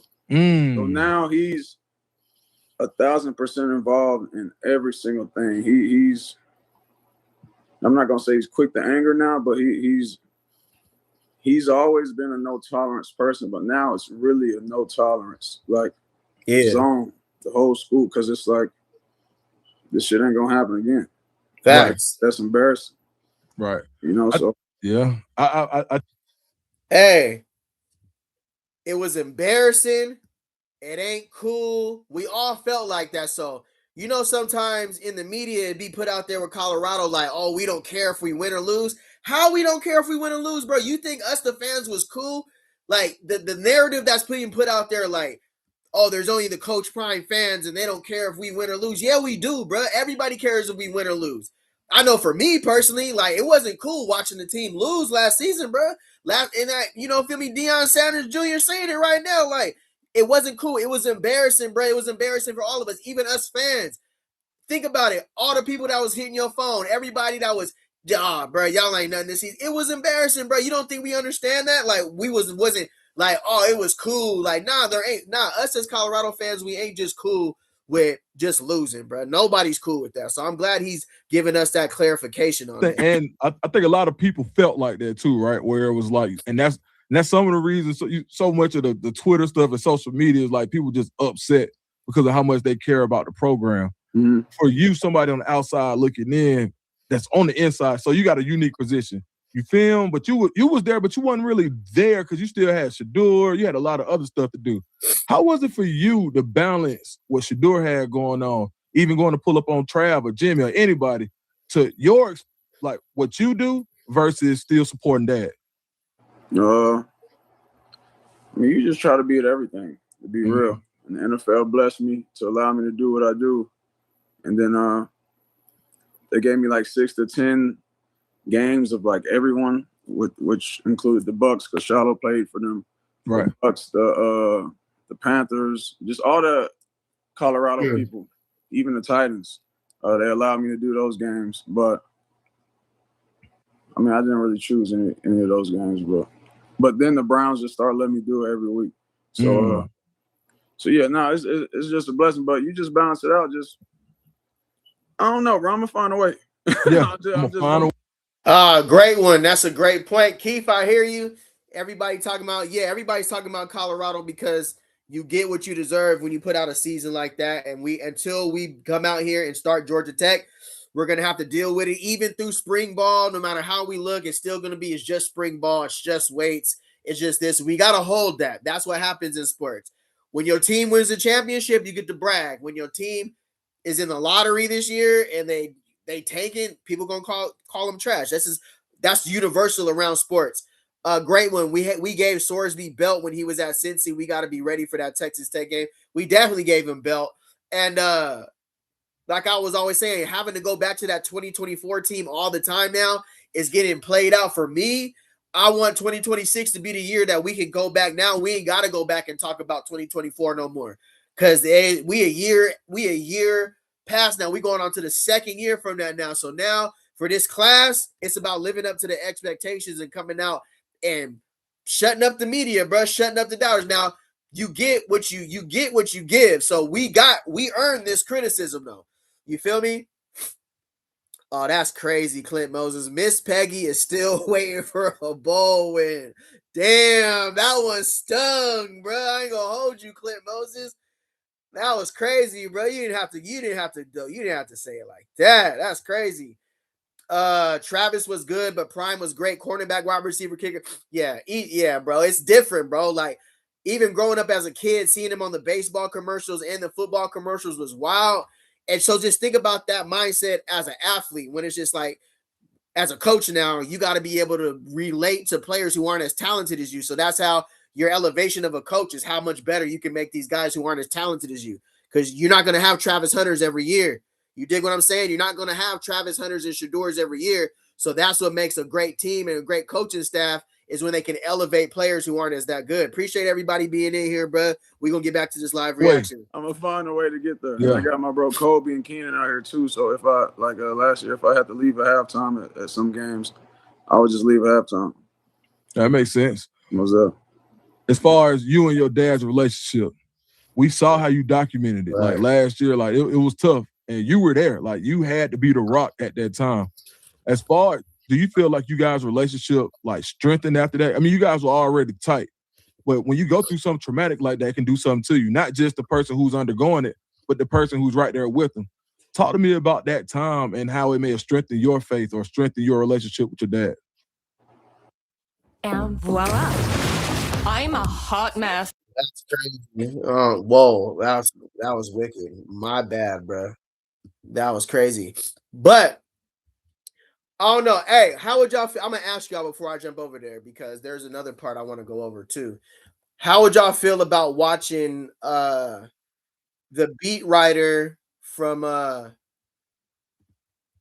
beat writer that came on 0 to 60? I want to ask you guys before I jump over there, but how would you guys feel about reacting to that video too? Because I honestly feel like in that video, they had a lot of points about the fan base and whatever, and how people were perceived in Colorado. If y'all want to jump over there too and live react to what the beat writer said on 0 to 60, let me know. If not, we'll keep it here. We ain't got to jump over there, but it was some points that was made on there that was debatable that I wanted to see if you guys want to talk about it.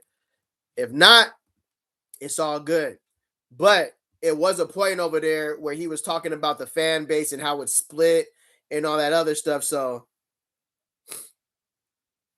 hold on, let me see.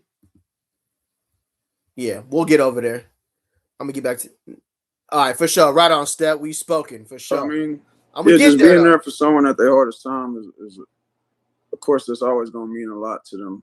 Mm-hmm. In my eyes, I was just doing what I was supposed to do. So it's not really anything special I did, but it definitely strengthened our relationship. It strengthened me and Lauren's relationship. She was out there. It strengthened me and Cruz's relationship. She was out there. My bro TC, he was out. Like a lot of us was there a majority of the time, or throughout the whole time. But yeah, you just got to be there for people when they need it. And also, it strengthened my relationship with God. Yeah, and I'm sure it did his, because it's one thing to talk about it, bro. But then when you go through it, you actually got to live. You got to live that shit you be saying. Yeah. It's like when it comes to health, especially that type of situation, like specific health problems, you got to really let go and let God, because it's like it's at a point where you can't do anything about it. So you really got to rely on faith. You can't rely on yourself. Your money can't get you out of it. Your connection can't get you out of it. Nothing can get you out of it. You got to sit there and just have faith. No, for sure. So you talk about letting go of letting God and kind of rolling with the punches. We've seen that with Shiloh. We watched Shiloh, we felt like a lot of people felt like he had a better chance. He performed better than what people did for him with the Bucks. But No, I definitely feel like that too, bro. I feel like Shiloh should get another opportunity. I just wish he would have never did that, bro. Keep it real. I just put a poll up. Tap in on the poll. Let me know if you want to go over, because I think it's the topic about the split fan base between Colorado fans and then like Coach Prime fans. It's a very, very interesting topic that I wanted to discuss with y'all. But if y'all don't, let me know. It went, and he ain't missed a beat. It's like he getting even. It's like he turning up even more now. Yeah. Does he ever call you like for tips on like streaming or video work or like what's the relationship like with Shiloh as he transitions into a kind of a new career? Shiloh just Shiloh, man. Shiloh's just gonna go. He gonna figure it out. At first he asked for a lot of things, but he really got a hold of it. He really he knows what people want to see. He knows how people want to see him act. He just knows how to work a camera, dog. Like, and how to be in front of it. He knows how to create a team. Yeah, because I'm looking at the poll right now. I'm getting a lot. Everybody wants to check that out. I think it will be good to just understand what the climate is and what people are talking about amongst Colorado, because Brian Powell, he's a trusted source, and then Matt Macheski has his angle. So which is interesting to see somebody like Powell, who's really, he's kind of like right smack dab, like been at Colorado for a long time. So yeah, I'm gonna check it out. Let me know on the poll though. Which I need help on that too. The creating team part. He knows how to just do a lot. So Shiloh's great at whatever he does. Right. Does Shiloh want to take it serious or not? That's what, like, growing up what it was, but not. He's taking this 1,000% serious. And he's going to get it off, as he should. Yeah. So with the new transfer portal ditches in Colorado, it's a lot of optimism. As you see guys come in, it's like there's this quiet confidence. But people still want to know is like, well, you still got to win the Big 12 championship. Do you feel like it's unnecessary or unfair pressure placed on Colorado just because of the name attached to the head coach? Whatever. That's a great question, bro. That's a great question. Expectations they have, our expectations are always greater. So, like, it is what it is. That's how it's supposed to be. That's what we want to do also. And if we don't do it, it's going to be a letdown. So, we feel you. Like, we got the same goals y'all got. You know what I'm saying? We want to win the Big 12 championship too. So, like, and that's the expectation. So, nah, it's not really, like, unfair because that every team's supposed to feel like that. Right. You know? That's a great point, bro. So that's a good point for me to go right there about, like, especially about my channel too. So I keep it as honest as possible. I'm not gonna glaze Colorado just because they went 3-9 and 1-8. That's not my channel, bro. I love football and I love watching the team, but we underachieved last season, and of course it's not. We put that expectations on ourselves. So when you place those type of expectations on yourself, Big 12 championship, like Deion said, like Bucky is saying, to win the Big 12 championship, when you don't do it, that's what comes with it, because that's how it works. You got to go out there and perform. You got to walk it and you got to talk it. So the narrative out there is like, we don't care. We just want to see Colorado. We just want to see football. We don't care if we win or lose. Bruh, we care if we win or lose, bro. So that narrative that's being spilled out there about only Coach Prime fans don't care about winning. They just care about whatever he does. They're going to support him, win or lose. Nah, bro, that's embarrassing. We don't want to rock like that. And to be honest with you, Colorado was hooped before Coach Prime and Deion Sanders even got here. They was trash. So y'all was leaving the games early before we even got here. So don't try to put that on Coach Prime, Deion Sanders fans. Y'all was dipping early when they was 1-12 too. Y'all was been leaving early, been even not showing up. Actually, y'all weren't even showing up to the games. How about that? Colorado fans weren't even showing up to the games before Coach Prime and them got back here, bruh. Real talk. It's a fact, bruh. Y'all wasn't even pulling up to the game. So what y'all talking about? People only care about Prime. They're going to leave when he leaves. So where did the Colorado fans go when your team was 1-12? Where were y'all at? Where did y'all go to? Who left? Because y'all for sure wasn't in them stadiums. Go back and look at them 2022 teams, bruh. Stadiums empty. Bubba Dub voice. Empty, bruh. The stadiums was empty, so you can miss us with that. So, no offense to the Browns at the time, but they supposed to want to win the Super Bowl. You know what I'm saying? So every team, no matter how they look, what they were last year, you're supposed to want to win it all. Like that. That's the expectation of everybody in the building. Yeah, no, it feels that way, and because sometimes it can get heavy. You see, like people like go out their way to take shots at Colorado or Coach Prime. It's like sometimes it ain't even close. It's like right for sure. Somebody can be walking down the street and be like, "Man, Deion Sanders with a trip." Like, bro, he ain't got nothing to do with this. Nothing at all. They just Bro, you know, you see more on Twitter now also, like that people get paid with Twitter. So it's like a lot of just dumbass shit people be tweeting now. Or Engagement. a lot of clickbaity stuff they be tweeting. Right. In person, they try to smile and laugh. Like, I'm not shaking your hand. I don't want to laugh with you. I don't like you a hoe. Right. You a hoe.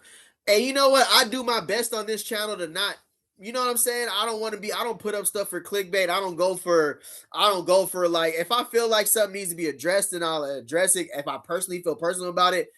But yeah, bro, the stuff that goes on, because number one, Coach Prime Deion Sanders is a popular topic and he's a trending topic, but a lot of it is masked in undercover. People just really don't rock with the confidence and stuff, and that's okay, bro. You can do that, but at some point, it just be getting out of hand. So it's good to see how they feel about this. Appreciate y'all being in here too. If you get the thumbs up button, we getting some gems from behind the scenes. Keep the chat lit. I'm gonna be back on StreamYard tomorrow for sure, so I can get it up on the screen. It was tweaking. I don't want to talk to you. I don't want to do nothing. Like, right. That's my people you talking about. That's my fam. Granted, that they social media people, but that's what they supposed to do. But you still gotta understand, it's real people you talking about, real life situations. So, but now you see that a lot now that you're allowed to make money off of content. Now it's just a lot of dumbass takes and a lot of engagement farming. Yeah, for sure. That's where my next question was going. You kind of answered it. It's like, man, how hard is it sometimes to, because your dad is the type of person that's gonna say, hey, bro, don't say nothing. I know this. Hey, man, you know, don't say nothing. Let them talk. Let them be. And I know it got to be hard sometimes not to say nothing. Like, you'd be like, bro, and I've seen personally you've let some stuff slide, but it sometimes just be too much. How do you balance when to really kind of say a little something or to let it slide? I feel that too, because Coach Prime says take the high road, right? I've been there before. I've taken the high road before, but then there's also been times where I had comments where I lost it because people was just super. You could tell the comment wasn't even football based. It was just all just straight up. You guys suck. You're never gonna be good. Like this is a waste of time, and it's just like some of them I'll let slide. Like, I ain't gonna respond to it. I respond to comments positively as possible, but sometimes, bruh, sometimes it gets a little crazy. I ain't gonna hold you when it's just like you can tell, like you really just don't like anything about the program or what we got. No matter what we do, it's just gonna be, you feel me? Like, no matter what happens, it's just gonna be that. You know what I'm saying? Here's what I have to say. Stay positive. Don't watch that negativity. Just I've been down since his little league days. I ran a youth program, won a national championship. One of my guys, for sure, bro. Nah, always for sure. For sure. Let me see here. Damn, it's hard to stay with this. Fuck, man. Hold on. Let me see. Coach Prime can take over college football easily, which is why people like the NCAA don't want him coming up with these big ideas. Yeah, we got to take over that Big 12 next year for sure. We got to put belt.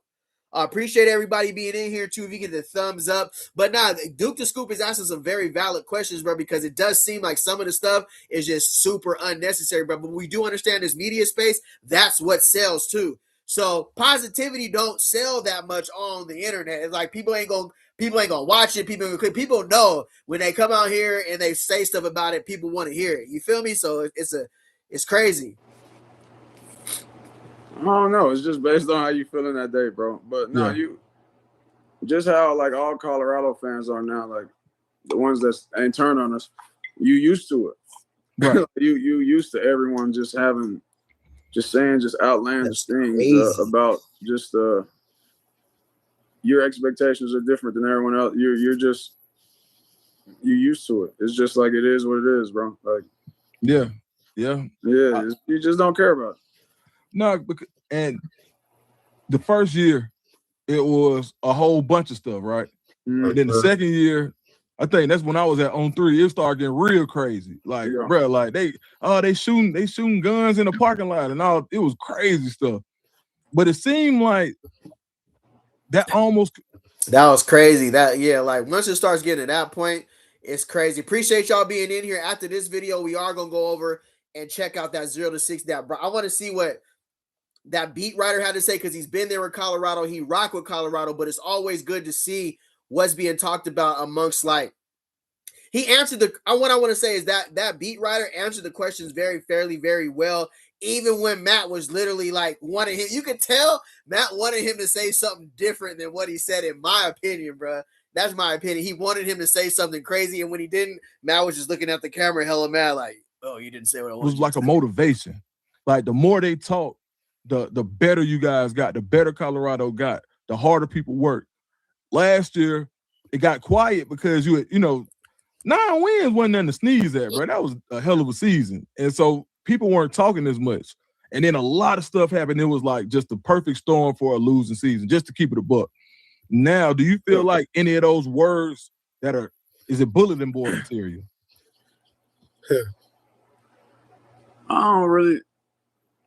Outside factors ain't really bulletin board material, like, because it's just like it just don't matter, and them people ain't. It's just us. It's all about us.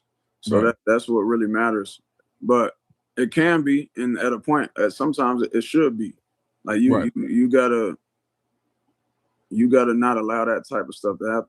Like even with all them losses coming in, that's what the people talking. But you said when you went to the Colorado State game, it was like the BET awards. That's what they're supposed to go crazy on us, because we would do the same to them. So it is what they're supposed to rain in our parade and dance and turn up at our failures. Like they're our opponents, they're our enemies. That's what they're supposed to do. So, but just know we're gonna do this exact same thing times 1,000 when it come back around. But it should. But granted, when it did back in the day, also, I mean, a year or 2 years ago, those dudes were different too, though. That would feel them like individually. They would see that on their own and want to turn up. Them dudes was just Jimmy was different. LaJohntay was different. Shador was different. Cam. Hey, do y'all feel the same way with Deion Sanders Jr. saying right here? Like, basically, last year's team just felt like the drive. I feel like last year's team, me personally, they came here with expectations but didn't want to match the work that it took. Or I'm not going to put it on the players, but I'm just piggybacking off of what Deion Sanders Jr. is saying, right? He was like, LaJohntay, Jimmy, Shador, Trav, Cameron Silman Craig. What did I say a minute ago? I said this year's that was the last of like the people who came over from Jackson State, the guys who would take the pay cut, the guys who really played for Coach Prime and wherever he went. The 2025 year's team was like that first year team where it was like real portal guys who never really had no history with Coach Prime like that. Or Shador didn't personally want them to come into the team like Jonte and Shepard. You know what I'm saying? It just felt different. Like I feel Deion Sanders Jr. when he says like, that's what happens when you just get a team full of first-year guys meeting and they don't have that connection like the Coach Prime connection. Like Shador was his son. Shiloh was his son. Travis was like his other son. Jeremiah Brown. All these guys who came over from Jackson State was just like, they came over with that, let's prove something. Let's prove it. Like, this is more than Colorado. This is we playing for what Coach Prime is trying to do. Coming over from the SWAC, trying to crack into a Power 4 conference and change a program that was dumpster juice the year before. This 2025 team seemed like the first team who was just like, portal guys, what can you do for me? Not a contract. Where my money at? What's the agreement? How much can you pay for me? It wasn't what can I do for Colorado. It felt like what could Colorado do for me? Mind you, there were some freshmen who came in here. I'm not going to put it all on there, but the elder classmen was supposed to set the tone for the younger classmen, the freshmen, so they could stay. The reason why the freshman class dipped is because what Deion Sanders happened last season. It wasn't cool. Nobody was happy about going 3-9, and then you don't know if it's going to get fixed. So if I'm a freshman, why am I going to stay here if I don't know if the solution is going to happen? I'm out. Mom and dad, it was crazy. Hey, I can go to BYU. I can go to Georgia Tech. I can go to Texas A&M. I don't have to. You don't have to stay here and try to be a part of the problem. You don't have to stay and try to be a part of the solution. The difference is there was guys a year or two ago that was going to stay and try to be a part of the solution. Now, guys was like, I ain't got to do this. This is my first season. I don't like the way none of this looks. I don't like 3-9. I don't like 1-8. I don't like the way the locker room feeling. This dude shut it down. I'm out. So you couldn't blame those younger guys for saying, hey, I'm gone. You know what I'm saying? Especially if they didn't know if it was going to get fixed. There was a 50-50 chance that they didn't know if it was going to be a difference this year. So you can't blame them dudes for leaving after a season like this because it sucked, bro. Like, it was tough. Fred, was it? Them dudes was like, I don't know. They like that environment. Mm-hmm. They like everybody talking shit about it. They like everybody hating them. Everybody booing them when they walk into the arena. Granted, 50% is cheering too. Actually, more than 50 because they fans fans also. So mm-hmm. They like that type of environment. Like that Right. makes you play better when you go away and everybody going like that. But those dudes could step up to that. So, I mean, we know we have that type of group here now though. So that probably could be duplicated times 10 now also because my dad has gotten better, like we said before. So he's you always supposed to get better every year. You're supposed to be a better coach every single year, just like players supposed to be better every single year. So he's a better coach now than he was last year, than he was 2 years ago, than he was yesterday. So yeah. You ever see a game and be like, "Damn, why you do that?" No, I'll be on the side. No, that's a great point, bro. Like, there's a couple calls last season. I was like, bro, what are we doing, bro? And that's okay to say, bro.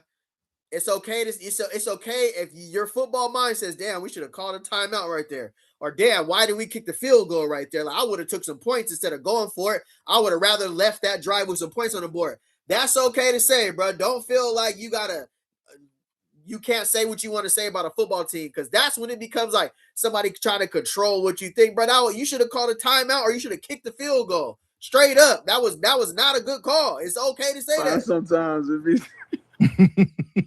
I want to say a moment throughout this last season, but something happened. And something stupid just happened, bro. Oh, hey, RMJ, bro, you just woke my game up, bro. You know what? Bucky talking about Coach Prime putting Ron Coleman in the game and he fumbled the ball. Hey, hold on real quick. That's a great point, bro. Hold on real quick. Oh, shit. Hey, do y'all think that's what he was talking about right here? Hey, you just woke my game up on that, RMJ, for sure. I thought he was talking about when he didn't kick a field goal in the game, but Bucky talking about Coach Prime putting Ron Coleman in the game. Oh, that makes sense now, because I was literally like, bro, I wonder what he's talking about. That I totally forgot about that. He has to be talking about that. Putting Ron Coleman in the game was crazy. We was moving the chains, bro. We were literally about to score and we fumbled. Bruh, I was hot, bruh. I ain't gonna hold you. I said, what the hell is Ron Coleman doing in the game? Mind you, he did get wiggled. He did hit for like 14 yards. But that was crazy. Great. Hey, way to wake my game up, RMJ, bruh. Everybody waking everybody's game up in the chat, bruh. Salute to y'all, bro, for sure. Appreciate that. Hey, I appreciate that, though. I was wondering what he was talking about. And I just looked at my dad. And I was in the end zone just waiting for us to score. We didn't. It was some stupid happened. And I just looked at my dad and I looked at Keenan. I said, boy, they about to kill my dad. Hey, dog. I said, boy, they about to kill my dad in this press conference. Hey. I'm just like, hey, man. Like, I got what he was thinking, but at the same time, it's like, say, bro. Man, look, go ahead. Nah, it's just that shit was funny. Like, it just be stupid stuff going on. Then I'll call him on the way home. Like when I go home, then he'll go home later because he got to do the press conference and stuff. And last year I ain't just chilling in the locker room because I would be just angry that we lost. It was just like, bro, I'm out. Right. But I would call him like an hour later and I'm like, he'll say hello and I'll just start laughing. I would just start laughing. Hey, man, stupid, boy. Yeah. And you know what? I think even then, being able to be lighthearted about it, right? Because it's a hey, that is funny, bro. Because that's what I'm saying. People who play football like Bucky, Deion Sanders Jr., went crazy. SMU, right? SMU. You can see, what are we doing? Not just that, but plenty of moments. What are we doing? So people in the media that portrays like, oh no, like, nah, everything's gonna be okay. That was the right call. Like, nah, bro, some stuff was the wrong call, was the right decision. It's okay. Nobody's perfect. It's a football game, bro. There's no in a football game, you're gonna have punts, you're gonna have interceptions, you're gonna have fumbles. It happens in the coaching world too. People make bad calls. We got hit with so many fake punts last season. It was crazy. Tough season. You know what the press conference is like, and your relationship can't change. So I think, like, even with my son, like right now, if I go on here and I say something crazy, he might overhear. It might be a pause-worthy moment. He was like, "Hey, Daddy, y'all in there getting a little freaky, ain't it?" Like, Nah, for real. He 12, you know what I'm saying? But I can't do nothing but laugh at it. I was like, yeah, he right. You know what I mean? Yeah. Let's talk about Shedeur right quick. In Cleveland, season evolved. I could say that, right? Now we saw that moment. I appreciate everybody being in here too. If you get the thumbs up button, salute to Duke the Scoop. So this is why on my channel, bro, I'll watch Duke the Scoop. I'll watch Buffed in Prime. I'll watch 0 to 60 because I like to see what the climate is. I was always told by a coach, you can watch something and digest what you like and leave what you don't. You feel me? Like, you don't have to take everything and take it personal. I don't take nothing personal. If it ain't directly affected me, I don't support them channels that blatantly just be like, just cocking all the way crazy. You feel me? Like, they ain't gonna get no tick. But there is some validity. There's some points in some stuff people be making. You take it, you leave the rest, bro. All the extra, I ain't with all that. You feel me? But yeah, if you guys hit the thumbs up, appreciate it. We got the latest chat on Colorado football. Very informative. The interview's almost over. Then we're gonna jump over there and we're gonna see, because I want y'all to see what I'm talking about on that interview, bro. It's a good topic That he had with the new head coach Todd Monken. What was the energy like to you from the outside looking in when you saw him walk in and having the coach and Monken was like, bro, I wanted you. Finally got my chance to coach you. What was that like as a big brother? No, it's a beautiful thing. It's a beautiful thing. I know not him saying this, but I feel like I could see it took a toll on him. Like he was so used to people in the building and people on his team, like ultimately believing in him. Mm-hmm. Say like when we played Utah his last season, and he threw a pick the first play of the game. I remember that. It's like everyone on the sideline, the coaches and players included, like, bro, you still Shedeur. Like, don't even worry about it. You gonna turn up. He ended the game with like 300-something yards.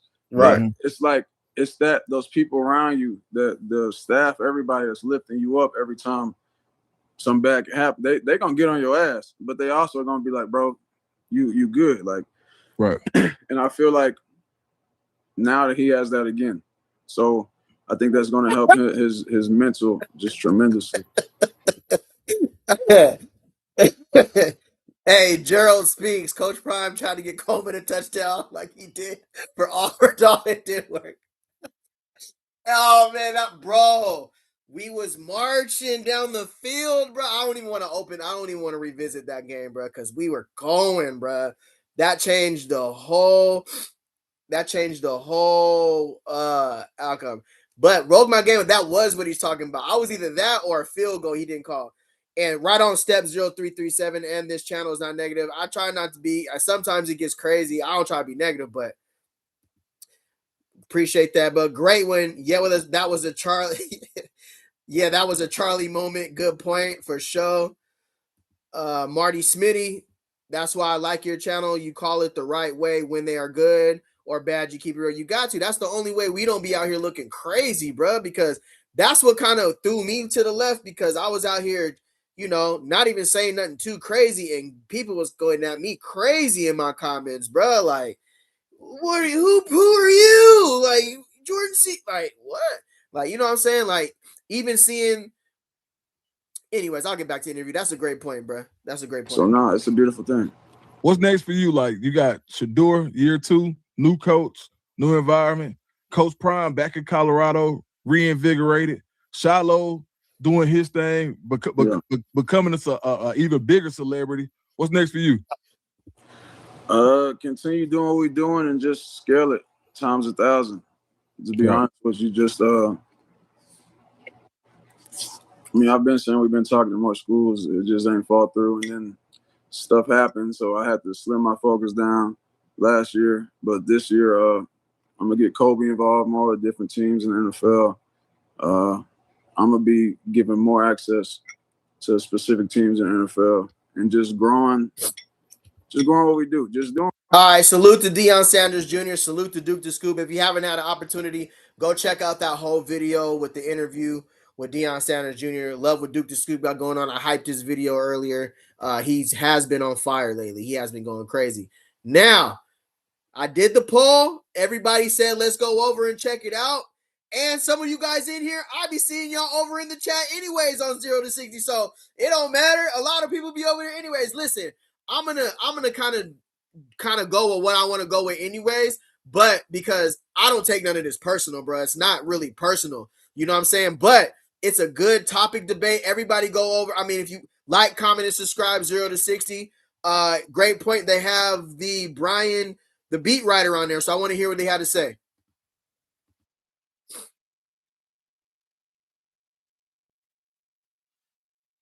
Why do they keep denying it? Second straight year, they deny Coach Prime and Fran Brown. On the truth of this.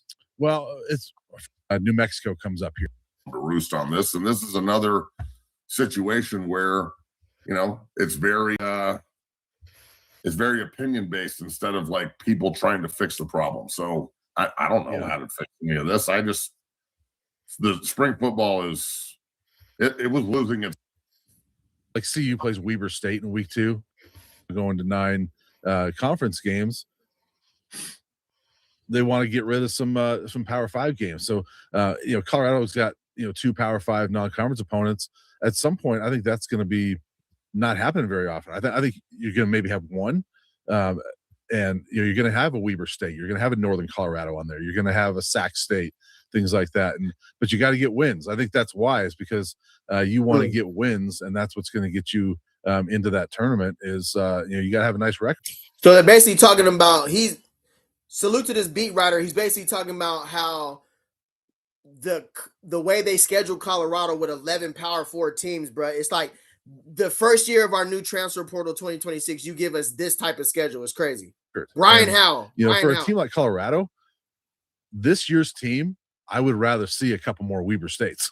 Because what you're talking about, that opening 4, that's brutal. I mean, that week 3 having to go to Northwestern, wouldn't you? For this team, this particular team, I'd rather, if you're going to go to Georgia Tech, fine, have Weber State at home and then Northern Colorado at home. I'd rather do that. You really feel, you of all people, really don't want them to play a hard schedule. What? So you can see the questions. That's why I like. Just you got to be able to digest stuff, bro, and just see. Brian Powell keeps it real, though. That's why whoever his name is, the beat writer, salute to him for keeping it honest and keeping it real. You know what I'm saying? He doesn't have no agenda neither. He's just keeping it as real as he can. I wouldn't say not want to, but I think this year's team could get eaten up by that early schedule. Okay, so ride with that. I heard you say many times last year when we were on the show that you thought they had 10-win talent. Yeah. How about this team? Well, I think this roster, I was obviously wrong about that. I think so was I thought they were going to win like 9 games, bro. I was all like, and we fell off a cliff pretty quick. Yeah, and I kind of settled on 7-5 last year, but I thought, last year they underachieved. There's no question. But I'll say this: when I look at the roster right now, and obviously we're looking at paper, I think this roster right now is better than what they had in November. That's a fact. I agree with him too. This roster on paper is better what we had than last year, despite what everybody's gonna say about this roster, bro. This roster is better on paper than what we had in November. We did good in the transfer portal, bro. Check the box. We got better this season than what we did last season. We got better. So going back to, I liked it last spring, because Caden Salter, he was the Conference USA Player of the Year. You get all this stuff, all these guys coming in. So I liked it last year, but now I would say they're better than they were in November. So let me ask you, I'm sorry, because that just sparked me again. So I'm going to ask you some questions, just yes or no real quick. Okay. We're better in the offensive line room without Jordan Seaton. No. Why would you be better without Jordan Seaton? He's an NFL projected left tackle. We did good in the portal to replace him, but it's never okay to lose a Jordan Seaton, in my opinion. I don't feel like we're better without him. Do you guys feel like we're better without Jordan Seaton? I'm just answering the question normal as possible. Not at left tackle. Just yes or no. I wouldn't say worse. I wouldn't say you're better. Well, that's the newspaper writer's answer right there. That's some good shit, Brian. That's good. You see how he did that, everyone? That was fucking professional shit right there. That's good, BH. All right, so we're back. I wouldn't mind squaring up with Bailey. Is crazy too much drama because Jordan Seaton can't run block for shit, and CU can run the ball this year in the go. Yeah. I he definitely has deficiency in run blocking, but I would definitely like to have him on the scheme, but we got to move on. So yeah, if you guys are here for the first time, bro, I cover everybody on my channel. It's not like I'm choosing side. That's kind of crazy, bro. It's just YouTube. It's not that serious.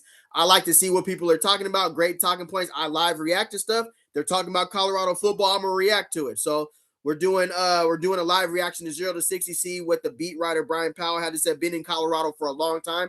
Very neutral guy. That's why I wanted to hear what he's talking about. I'm not really worried about all the extras, but he's a very neutral guy. He's been in Colorado for a long time. He knows what he's talking about. Better in the receiver room without Miller. Yes. I agree with that. We're better in the running back room. You know why? Can I explain without that? Miller and Price and those kids? Can I explain why I think that without Please, Miller? yeah. Because Brendan Marion has talked about one of the keys to his offense is how guys play without the ball. And Amari Miller was one of the worst blocking receivers I've seen. Well, to be fair, they don't teach blocking. So they didn't teach. So let me stop you right there, bro. All right. So this is why I like watching this channel, because I listen, bro.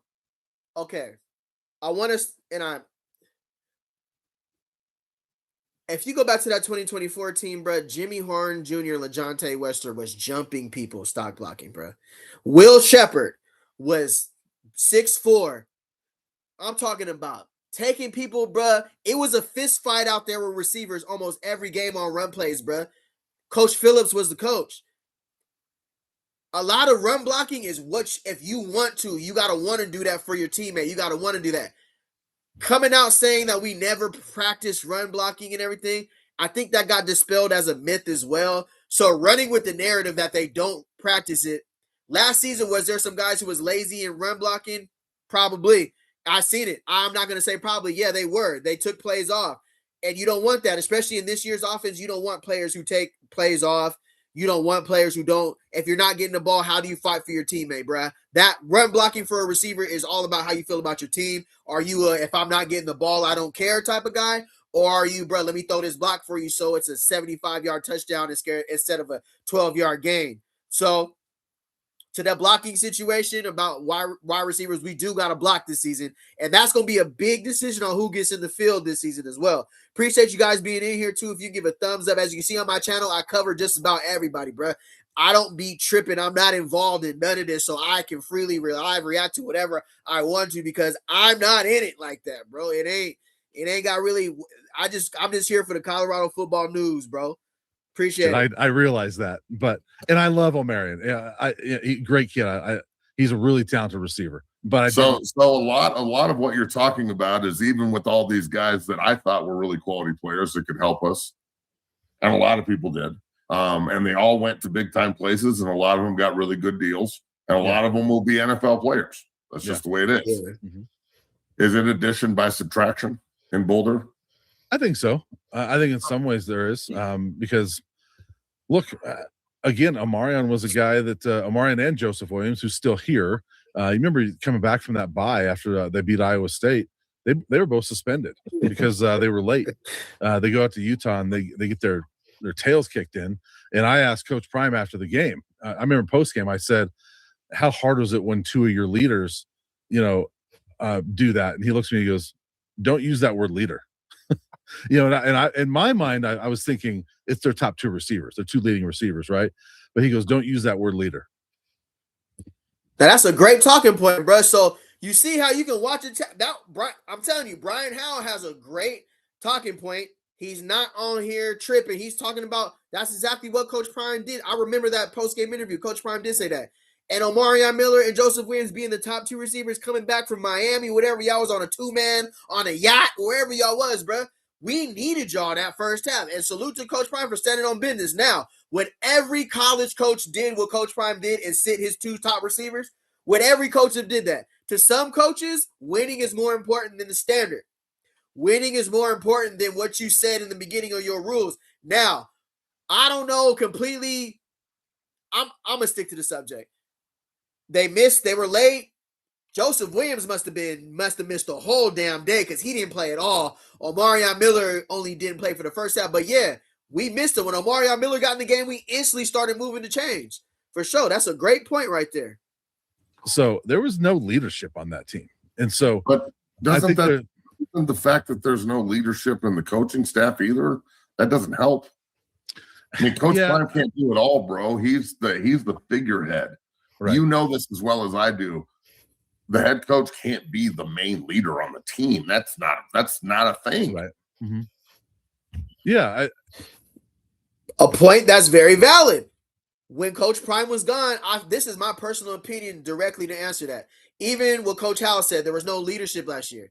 That goes to who is second in charge. Coach Prime's not there, right? You see the difference. Coach Marion could literally run this team and keep the standard or raise the standard. That's why Coach Prime hired Brendan Marion, because he's a former head coach, can run a team. Well, Coach Prime was gone, a few people was just, oh, we did it last season, we're good. Oh, we did this last season, we're good. You didn't push them. You didn't push them to what this really was. You didn't prepare them for what season was upon us, bro. You just thought we could do what we did and everything was going to be good. It wasn't. Like last season, even Deion Sanders Jr. came on. So you see what I did, right?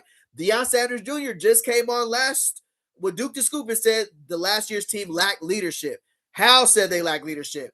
Matt pushes it up a notch and says they lack leadership in the actual coaching staff. And that's the point. When your head coach is out, who steps up? That guy who's looking for a head coaching job, who can raise the development, who can raise the coaching, the standard, the film watch. What it seems like, I'm not making any excuses for what people are saying. Coach Prime's presence missing last season was a huge reason why there wasn't the production and the development and the mindset that we had. We didn't get to go on that retreat. So if you guys are in here, appreciate it. If you can hit the thumbs up, we about to get into this for sure. And yes, it's on the coaches in some respect, but I think a lot of it's on the players too. Fair. You know, that 2024 team was, take the coaches out of it, they were loaded with leaders in that roster, right? Cam, Silman, Craig, obviously Shador, Travis, LeJounte Wester. They had a bunch of leaders. Okay. So look, that the 4-8 team, most of that team came back. Mm-hmm. Like especially the core of it, right? Yeah. They struggled. They lost a ton of close games. I arguably thought the 4-8 team could have been 8-4 easily if they just pull out a couple of those games. I mean, ooh, Larry Lightfoot. Nah, everybody's dropping some heat in here, bro, for sure. I'll be back with the StreamYard tomorrow so we can get it on the actual screen. It was tweaking earlier. Say no more. Coach Prime made a statement out of his mouth and said the 2025 team was better than the 2024 team. He said they were more talented on paper. But you got to understand, as a head coach, you got to get people to buy in. You got to get your team to believe that, Larry. Did he really believe that they were better than Shador and Travis? But as a coach, you got to get your team to buy in. That's a great point, though. He did say that. And as a coach, I want my team to think they're better than last year's team, too, though. I'm going to tell my team the same thing. Matt pretends that he's for CP and against the other coaches, but I think he's just trying to be slick. Yeah, I can see that, too. If I'm keeping it all the way real, a lot of the stuff is masked in a little bit of frustration, a little bit of this. He ain't rocking with him all the way like that. You could already tell. It ain't rocket science to see that. But that's on them. They two grown men. Hopefully they can work it out. If they don't, they don't. You know what I'm saying? But I agree with you on that. That's a great point. Great point. Let me catch up here in the chat for sure. Appreciate y'all being here. Brian has no agenda. He kept it a buck. Absolutely. Hey, great point. Great one. That's a great point. That's how Step 037. That's how they wasn't going to be on the after the season for sure. Robbie J 231. Let me see here. It's one thing to be honest and call it the way it is, and it's another thing to only or mostly focus on negativity and mashing for the take of talk for sure. For the lights of clicks, and at some point it's like, hey, bro, I get it, but this is YouTube too, so. Bailey is a jerk. He's always sneak dissing Coach Prime. I don't know him personally, But if that's what he's heavy on his takes is, damn, that's crazy. I appreciate everybody being in here. As you can see, they be dropping some good talking points. You got to take what you can and leave what you don't like. Bailey is a yes man. That's crazy. Matt pretends. All right, hey, all great questions in the chat. Do all great statements, bro. Y'all going crazy today. That's why I like watching these channels too, because I like to see, hey, what's going. It's getting to get better too. It's getting better because they start talking about some real stuff that Matt is really trying to talk about. Stanford game, the Oregon State games. I mean, the Arizona game are 3 off the top of my head that were easily winnable. Okay. If they beat Stanford, they're in a bowl game. I think that because that would have given them 6 wins. That would have given them 5 wins, right? Yeah. Up 29-0 on Stanford, brother. And then Travis Hunter got hit by the same slant by Eric Maynard for 200 yards in the second half. No way. I was off that game too. They would have won 1 or 2 more. And then they would have won another game. Yeah. The only games I really remember them getting the doors blown off of them that year were Oregon and Washington State. So that whole like Shador and Travis and all those cats coming back, Jimmy, and then they add some good players in the portal. But most of that team came back. They struggled and then came back. Yeah. Almost all of this team either didn't play enough to really they watched the struggle, but Juju wasn't immersed in it until the end of the year. And then everybody else that was part of the struggle is gone. So how can we look at this year's group and say it's going to be the same arc when none of the people that were part of the struggle are going to be part of the solution? Because that's used to be what college football was. When I was a freshman, we were 3-8. We lost 7 games by 1 score. A ton of the team came back. The players took the team over. You know, Coach Barnett led the team. That's the way Coach Barnett did, but he got out of the way and let us do our thing. And we ended up winning the Big 12. I know that's a long time ago and shit, but the guys who were part of the problem had to fix it and become part of the solution. I think that's a two-way thing, because if you played football before, when I was on JV and the varsity was weak, our JV was saying there's no way we're finna be that garbage. But another thing, sometimes it takes a senior class that just ain't it, or a class that ain't it, to completely leave, and you bring in guys who fit your team better. So that's a 2-part to me. He's saying, how can guys who didn't struggle, who weren't a part of it, he's saying, how can we fix the issue with the portal, with everybody leaving in the portal? How are we going to fix it with the new transfer portal guys? I think that's pretty self-explanatory. You get guys who are better on tape, better fits for the scheme, better fits for your offensive coordinator, better fits for your defensive coordinator, leaders, captains. You go the opposite of the guys you grabbed last season, right? What y'all feel about that? What y'all feel about what he just said right there? How is CU supposed to get better with all the portal guys leaving in the portal, or wherever he said nobody returning that was in the fire or is going through the fire is not returning for 2026? I'm trying to understand what he really meant by that. Like, you get better players, bro. You get better players in the portal, right? You get better players that can come in here and actually get the job done. Not better players, but you get players that fit the scheme better. I don't want to talk about these players. And all the guys that were part of the problem last year from a player perspective are gone. So how can we expect the guys that weren't part of the problem to actually understand how to be part of the solution in Boulder? Yeah, I think it's going to be a very different arc. You know, I think when you look at the players they brought in, there's a lot of guys that were on their teams that were captains, that were leaders on their teams. So I think it's guys. I think they brought in leaders from other places that'll be big time, players in that regard. You know, they got a couple guys from New Mexico State that on defense that I talked to somebody down there. The linebacker Tyler is it Martinez? Was told he's one of the best leaders they've ever had down there, and that when he went down last year, the safety Nate, trying to blank on all these names. Nate Mitchell, Wright. I think. Nate Mitchell. Sorry, Nate Wright. I played with Nate Mitchell. When Tyler goes down, Nate Mitchell was the guy that stepped up and was the big time leader on that defense. So those were the 2 biggest leaders on their defense. I know they weren't like a 10-win team or anything like that, but those are the 2 leaders on that defense. They're now at Colorado, and Gideon Lampron was a leader at Bowling Green, and so there's a lot of these guys that were leaders on their teams that I think are going to help. And I also think, Joseph Williams is one of the guys I mentioned that was late coming back from the bye. He was suspended the entire year. All right, so he pretty much answered Matt's question with, you go in the portal and you get team captains, you get leaders, you vet your recruits, you tap in before you grab guys in the portal, you tap in with some of the position coaches. Not everything in the portal is backdoor. Not everything in the portal is we're sneaking and getting your players. Some of these guys, you vet them, you talk to the position coaches, you talk to them, hey, this guy's hitting the portal. Tell me something about him. Is he a leader? And you'll be surprised how coaches keep it real. Coaches, some coaches will try to protect their player to keep him in the portal, but some coaches will tell you what you're getting. Hey, nah, he's not like that. He's not.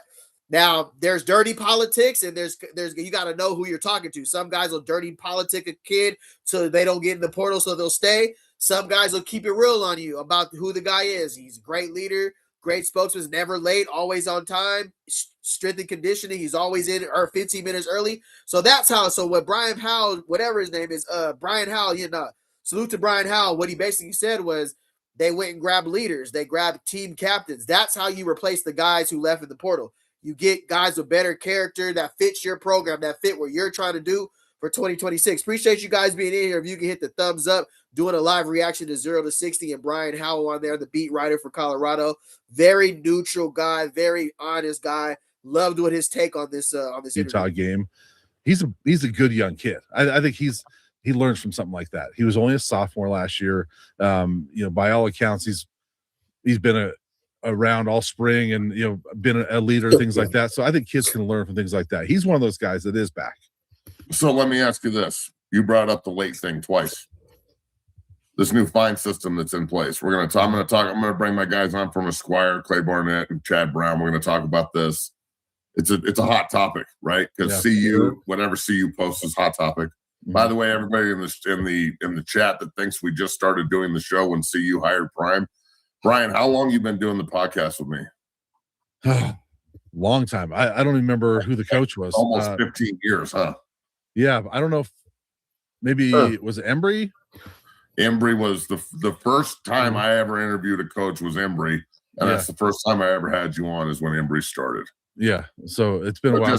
We did it several times during McIntyre's time, and so I've been it's been all CU since I can remember, like being able to remember. Basically said he'd been around for 15 years. He's been around Colorado for a minute. I will say this though. I understand that for sure.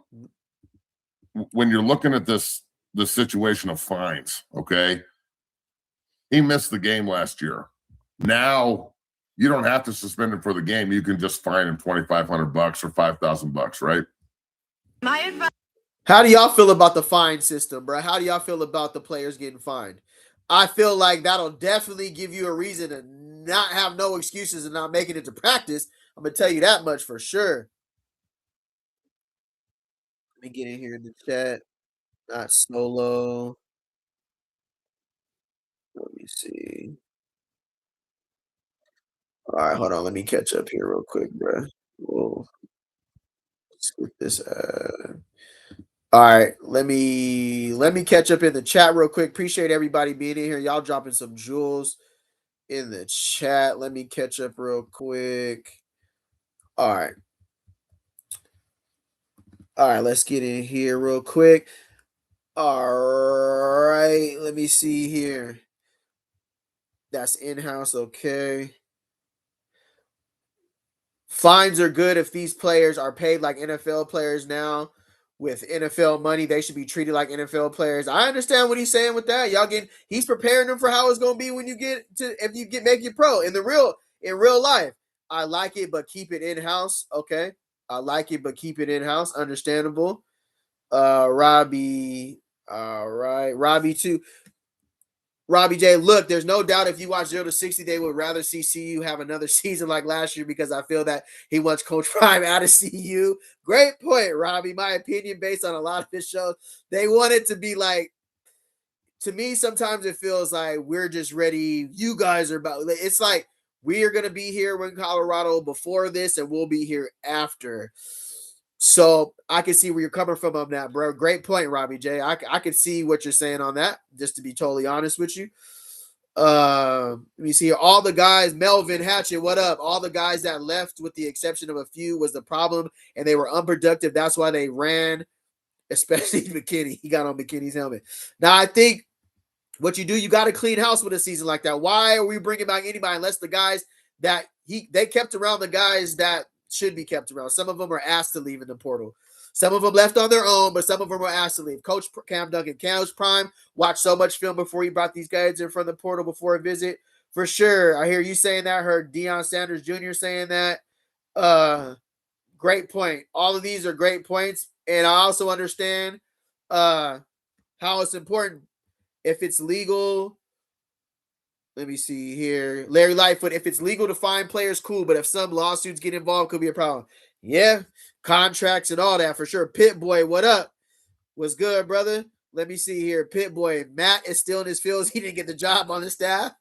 It feels like he's just over it. Sometimes it feels like he's just over the whole city. When I hear it, he's just like, yeah, I'm done. Like kind of what Robbie J said, like, I'm ready to get this over with. Like, yeah, hurry up.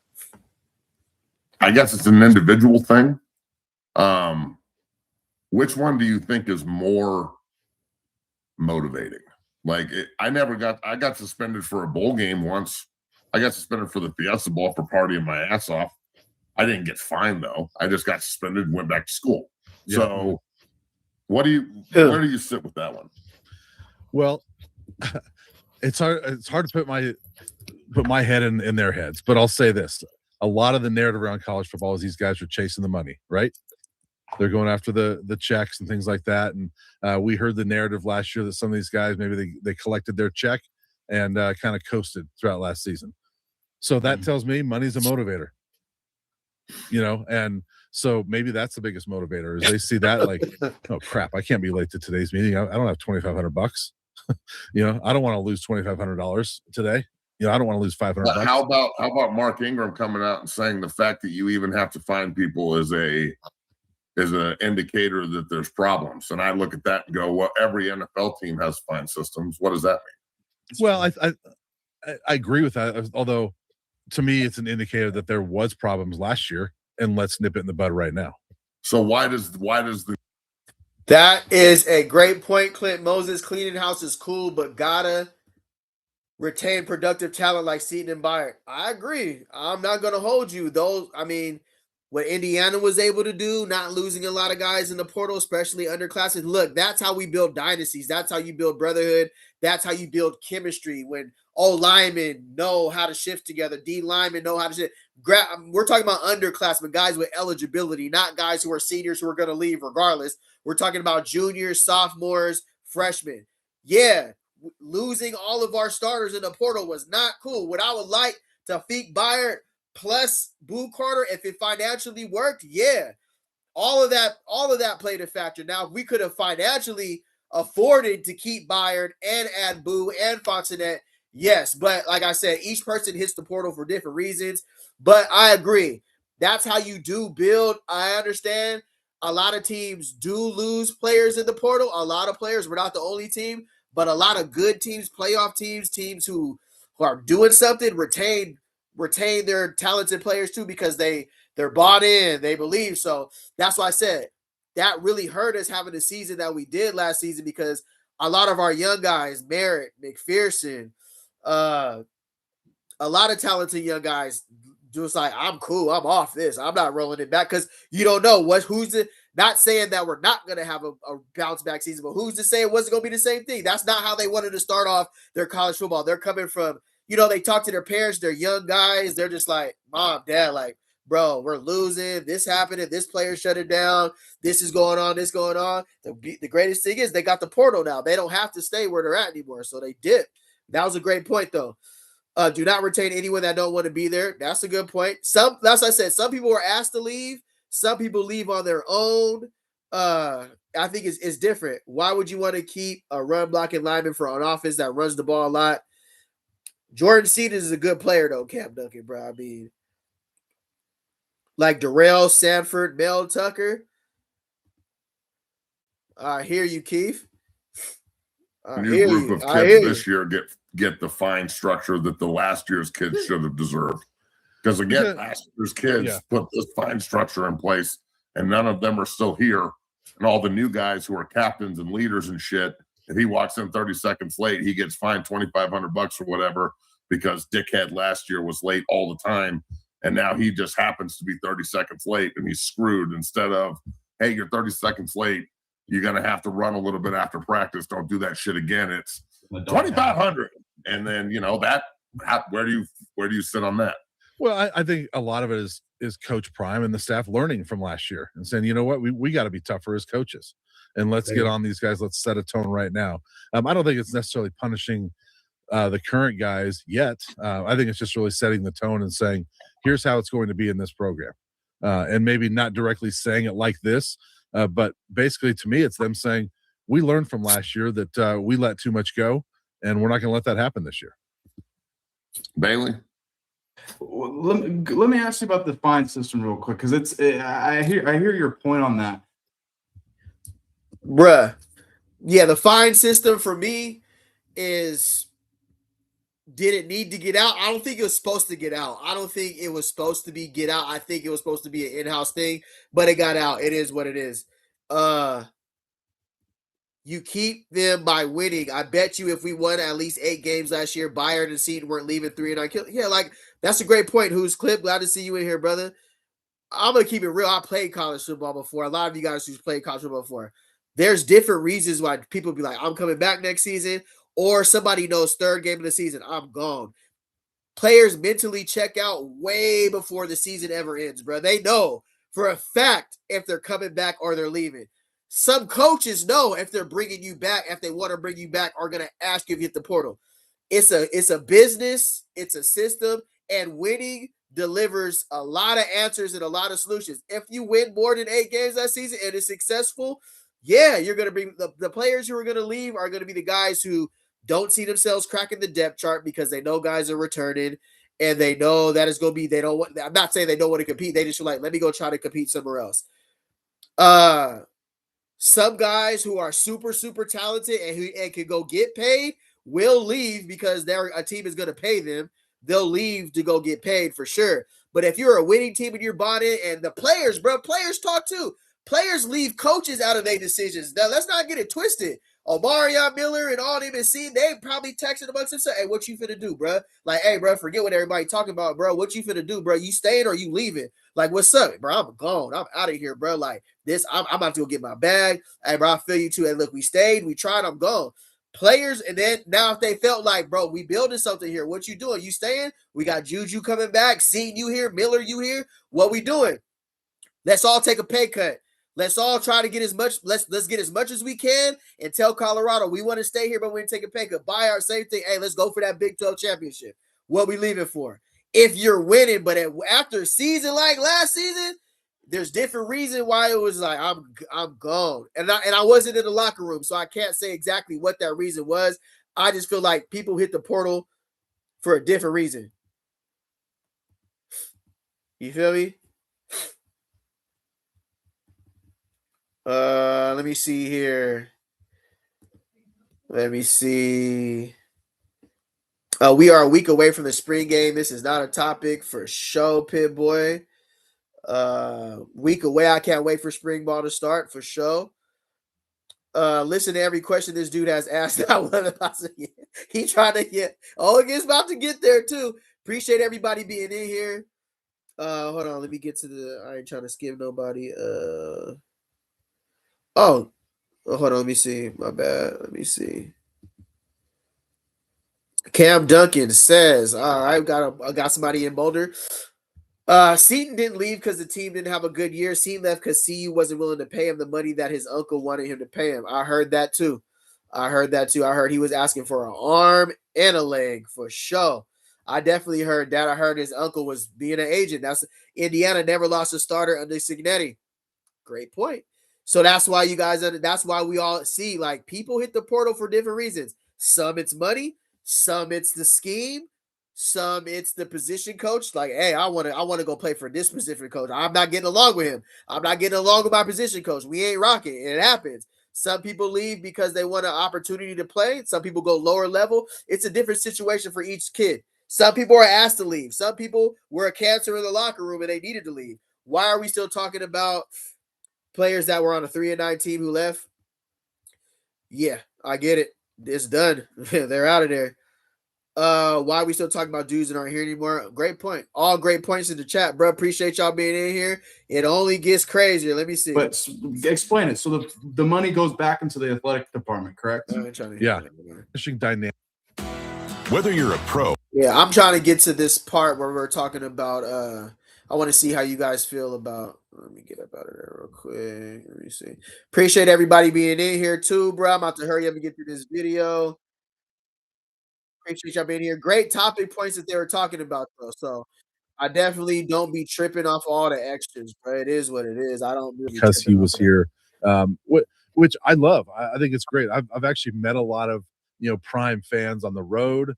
Perception of Prime rather than production, and there's also an appeal process. They that was on there too. There's an appeal process. Maybe some kid's late, and he comes back and appeals it and doesn't have the fine. But to me, I like it because you set the tone, and I think that last year's team lacked really much of that leadership and much of that structure that I think this year's team is going to have. Okay. Last question for me, and then I'll let Bailey wrap this up. Brian Howell, the Colorado beat writer. As far as I'm concerned, nobody else is involved. BH, let me ask this question. Okay. I've been saying this now for a while. Okay, so Robbie J, all you guys. So this is where the questions that you be saying, like, okay, he asked questions. This is, to me, this is really him just getting off what he wants to say. This is stuff that bothers him. This is stuff that bothers Matt. If you ask me personally, this is stuff that bothers him, and he wants to get his stuff off, and he wants to see what he feels about it. I just don't think he liked his answer because Bruh kept it a bean. That's why I messed with Brian Howell, because he totally didn't agree with what he said. He just kept it real. You feel me? So that's why I wanted you guys to see this interview, because there's a lot of stuff that goes on. So we got Duke the Scoop with Bucky. We get that inside. And then you kind of get the side of like the Colorado guys who are just like, we were here before Coach Prime, we'll be here after Coach Prime. You got to get what they're talking about too, because there is a fan. I'm not saying there's a fan base split. I'm not saying that. But when you hear people's talking points, it would almost seem like, what is there something going on the other side that they're saying, though, we're the real Colorado fans? And then so that's why I wanted you guys to hear this point, because we're the latest chat and we cover everything. We ain't finna not cover something because people might be in their feelings about who it is. I just want to talk about the point. I don't care about who's saying it like that. Oh, but I feel like there's a little bit of a civil war in the CU fan base. Why is it that so many Prime supporters are so worried about the perception of Prime rather than production of his football team, rather than the production of the football team helping the perception of Prime? It's a deep question. That's a good question. I don't know. Colorado educated, bitch. That's NIWAD education right there, right? That's right there. Matt just thought he dropped a super bar right now. He started loving it. He was juiced. Hey, he was juiced. I ain't gonna hold you. He was loving it. He was getting his stuff off right now. All right, let's see what he had to say. I mean, fucking cheap. That's a good question. I think I don't know the answer to that, but it's been a very interesting dynamic watching this whole process since he got here, and the amount of fans that came to Colorado because he was here, which I love. I think it's great. I've actually met a lot of Prime fans on the road. I remember going to Central Florida a couple years ago. It was pouring rain, and I'm kind of walking through the bowels of the stadium beforehand to kind of where's the locker room and all that, and these fans see me. They recognize me from the YouTube channel, all that stuff, and they stop. They want a picture with me. They're excited. There's a lot of fans that now know Colorado that didn't before, and that's a good thing.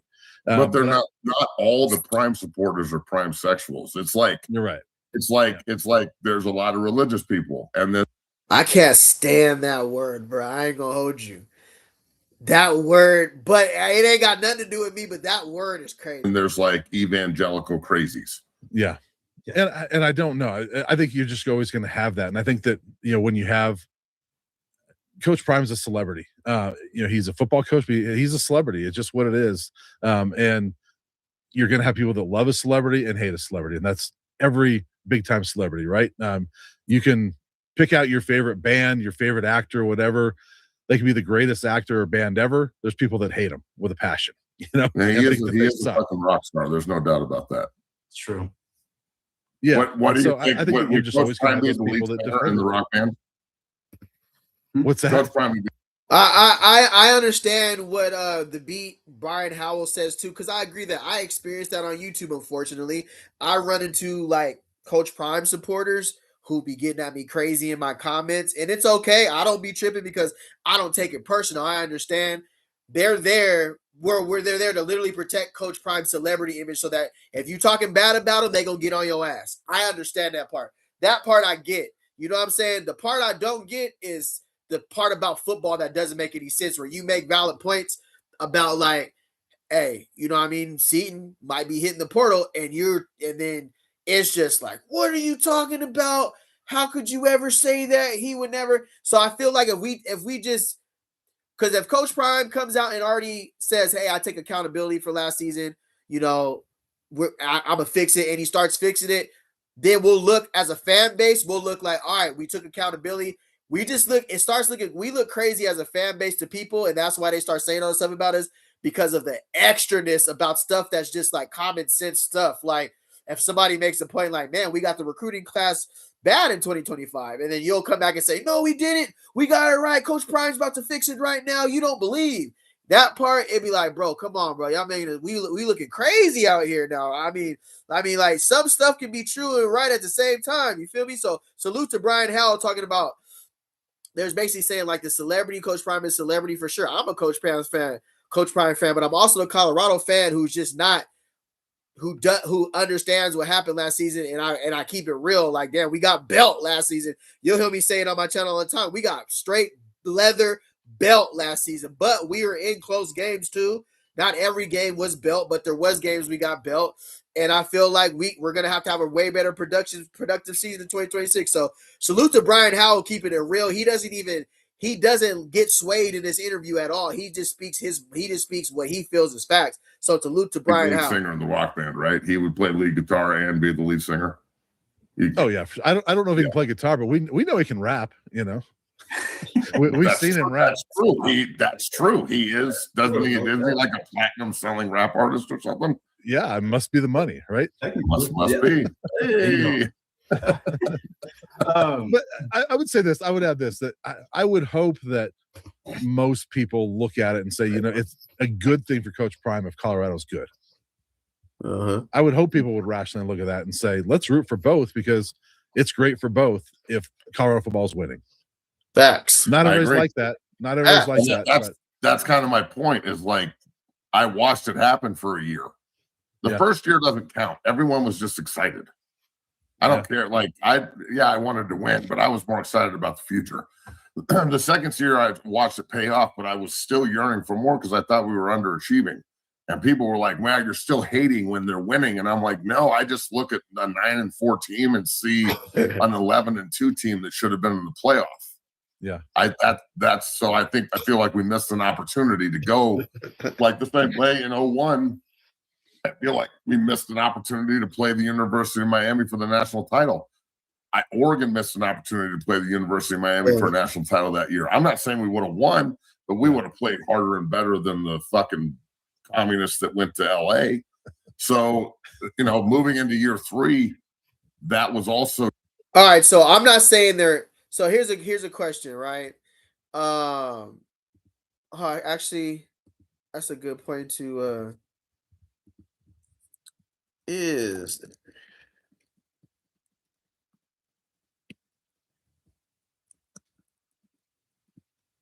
I'm gonna drop this in the chat, because as Colorado fans, we're all one, bro. If you're at Colorado, if you came over with Coach Prime from Jackson State, I don't care if you came from Puerto Rico, Mexico, France. It's Colorado right now. It's not about none of this other stuff, right?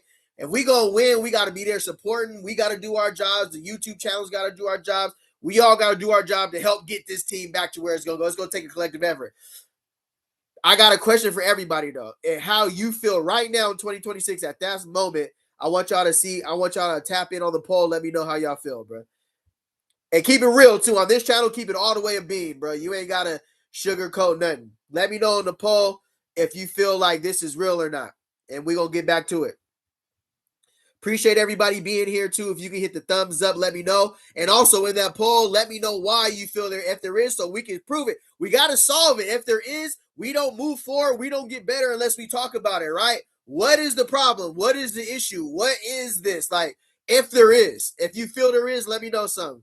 That's the only way we're going to be able to move forward and get over. Appreciate everybody being in here. Don't forget to like, comment, and subscribe. We're doing a live reaction to 0 to 60. Salute to Brian Howell. Salute to these guys at 0 to 60. Doing a live reaction. I just dropped a poll question. Be honest, be real. Let me know. Just let me know how y'all feel. Keep it real, though. Just a collection of problems, right? Coach Prime's sick. Everything that happened behind the scenes that we know about now, the players they brought in, it just wasn't a good mix. So moving into year 4 now, everyone's got to understand, like, I said this the other day to Mark Schlereth. I don't know how they fumbled the easiest part of this, which is already done. Like, you can't change the history. You can lean on it, though. You can't change the alums. You can lean on them, though. And I think you can tell 4 years into this that there's a huge break between the Prime era and the rest of the University of Colorado. And then it gives the I'm going to get into that because now he's talking about alumni players, and he's basically speaking for I don't know what he's trying to say, like how the alumni players are feeling about this program. I'm not going to say Matt Mincheski is the voice of all alumni players. I think that's how he feels, but he is close friends with a lot of these guys. So I'm going to get to that point in a minute, but I just want us to address right now, as a lot of us in here, I see you guys on other chats. I see you on other channels, so I know you guys are tapped in, and I know y'all care about Colorado. So that's why I wanted to put this poll up, and I wanted to see what is the problem? What is the deal? On y'all opinions, what y'all feel is going on? All right, let me see. Cam Dunkson says, I don't think Prime leaving will lead to CU losing attention because people are now familiar with CU. All right, that's a great point for sure. Yep, leave the team better than when you arrived, right? That's the goal. Chopper City, what up? We don't run the ball. We can't stop the run, and we ain't winning nothing. That's crazy, Chopper City. All right. I think we're going to do better this year, though, fam. I ain't going to hold you. Let me see here. Cam Duncan, I don't think so. CU not very well recognized by people because of Prime. Okay, for sure. Respect to that, brother. Robbie J said CU fans are fair weather fans, period. If CU don't win, they won't be at the games. Facts. They were getting built in the Big 12, and they weren't coming to the games already before when they were losing. Now, you have your diehard fans who are going to be there rain, sleet, or snow, but winning brings regular Colorado fans to the game. What you mean? That stadium wasn't sold out before Prime. I mean, it was, but it wasn't sold out. Why? Ticket sales rose when he got there. That just goes to show you. A lot of Coach Prime fans came there and was at the games more than Colorado fans was. If you go say that, let's keep it a bean. There was guys, they were supporting. Whether they were supporting Coach Prime, it was because he was at Colorado. They turned it up. They turned the money up. They turned the economy up. You feel me? Now it's one umbrella though. I ain't here to create no. I ain't gonna say that, but if you feel me, like that's what every sports team though. Philadelphia fans be sick when the Philadelphia 76ers aren't good. New York Knicks fans get mad when New York Knicks are good. They're hella hard on their team. They'll burn somebody's jersey. Somebody leaves Cleveland, they'll burn their jersey. You feel me? You know how it is. It's like that. I'm not just going to put that on Colorado. It's like that everywhere. That's how it is. Coach Prime ran out of grace, and it's crazy. It happens the year he got the toughest schedule in the Big 12, but watch God work. That's a great point, Who's Clip. Like I always say, bro, it's like they trying to bury us this year, Brody. It's just like, oh, yeah, you had a 3-8 season, 1-9. Now let's give you one of the toughest schedules in college football. Top 5, hardest schedule. There you go. That'll help bring you guys' 2026 portal back. All great points in here, bro. All great points in here. Let me see. Retiring Shador. Let me see here. All great points. Retiring Shador and Travis jerseys, alienating the former CU players, are not recruiting in state. Yes, a lot of people had opinions on Shador and Travis getting their jersey retired after 1 year, but hey, they went crazy. I ain't gonna hold you. Let me see here. Cam Duncan, wrong. People knew of CU, buddy. You're just not being smart because everyone knew with CU. Ralphie run the Ralph of Boulder for sure. Cam Duncan is out there in Boulder. Appreciate y'all being here. So now this next part, right?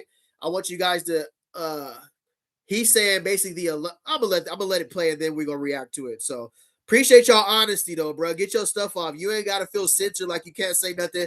I'm not gonna block you unless you're just talking crazy or disrespecting people to the max. But if it's your opinion, it's your opinion, bro. I'm not gonna be like, if you don't tell me what I want to hear, I'm gonna block you or remove you from the channel, bro. It's not like that. Everybody has an opinion.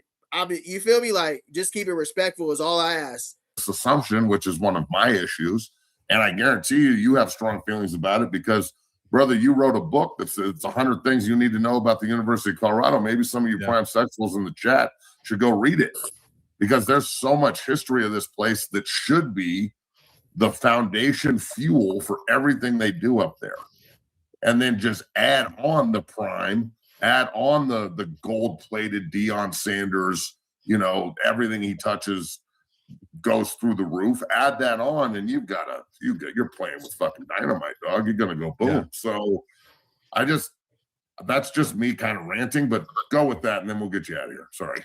Yeah, and look, it's best for everybody when they're winning, and you're right. No matter how you do it, I think you got to include some history. I think that's an important thing, especially in college sports. Not so much in the pros, but I think in college football, history is a big deal. I think you look at some of the best things about college football is the traditions, right? And Matt really be hella bad that they're not like. He went there in like the early 2000s, maybe, right? So I get what he's saying. Matt is basic to me, in my opinion. Matt is saying like he's one of those guys to where it's like it's not working, right? Like we have a losing season, it's not working, and then like the way we're doing it, and like the what he was raised on, the Colorado fight song, and the way what he's basically saying, in my opinion, is he wants another coach's method to be the base, and then we add on the Coach Prime. But he feels like, and he has earned his right to an opinion as being a former Colorado Buffalo player. Remember, he did go crazy. He was like that. I ain't gonna take that away from him. He did play in the NFL. He stayed in the NFL for a minute. He was a productive player. They won when he was at Colorado, so he has a right to speak on his opinion. I ain't gonna downplay his knowledge of, and especially living in Colorado and being from Colorado, I understand the point. I think it's how you say it. I think it's how he's delivering it, because he's just showing how frustrated he is with. He wants to have out. To me, a lot of it comes back up of him, how it would be if he was there, and he felt like he could really help change the program around. And who's to say that he couldn't help change the program around? He was a hell of a player, bro. But for some reason, Coach Prime shut it down. Like, no way, Jose. There's no way you're on staff, bucko. And I feel like he probably gave him an ample opportunity, probably interviewed him. It just wasn't the right fit. He feels he's too turned up for Colorado. He's too rah-rah, straight to the point. You see how he is. He might not have meshed well with the coaching staff. It might not have been a good fit. He's probably looking for a head coach who will hire him, who fits the type of coaching style. He's like a Niblet. So what's the difference between a Matt Macheski and a Niblet, right? I'm going to tell you what it is. It's probably the delivery and how, I don't know, because Niblet kind of delivers the same type of, what's the difference between hiring a coach Niblet and hiring a coach Macheski based on their approach? Really animate, really very vocal, veins popping out of their neck. So there had to be another reason why he didn't get picked up there, if that was the reason at all. Just keeping it a bean, you feel me? Appreciate everybody in the chat. Y'all going crazy.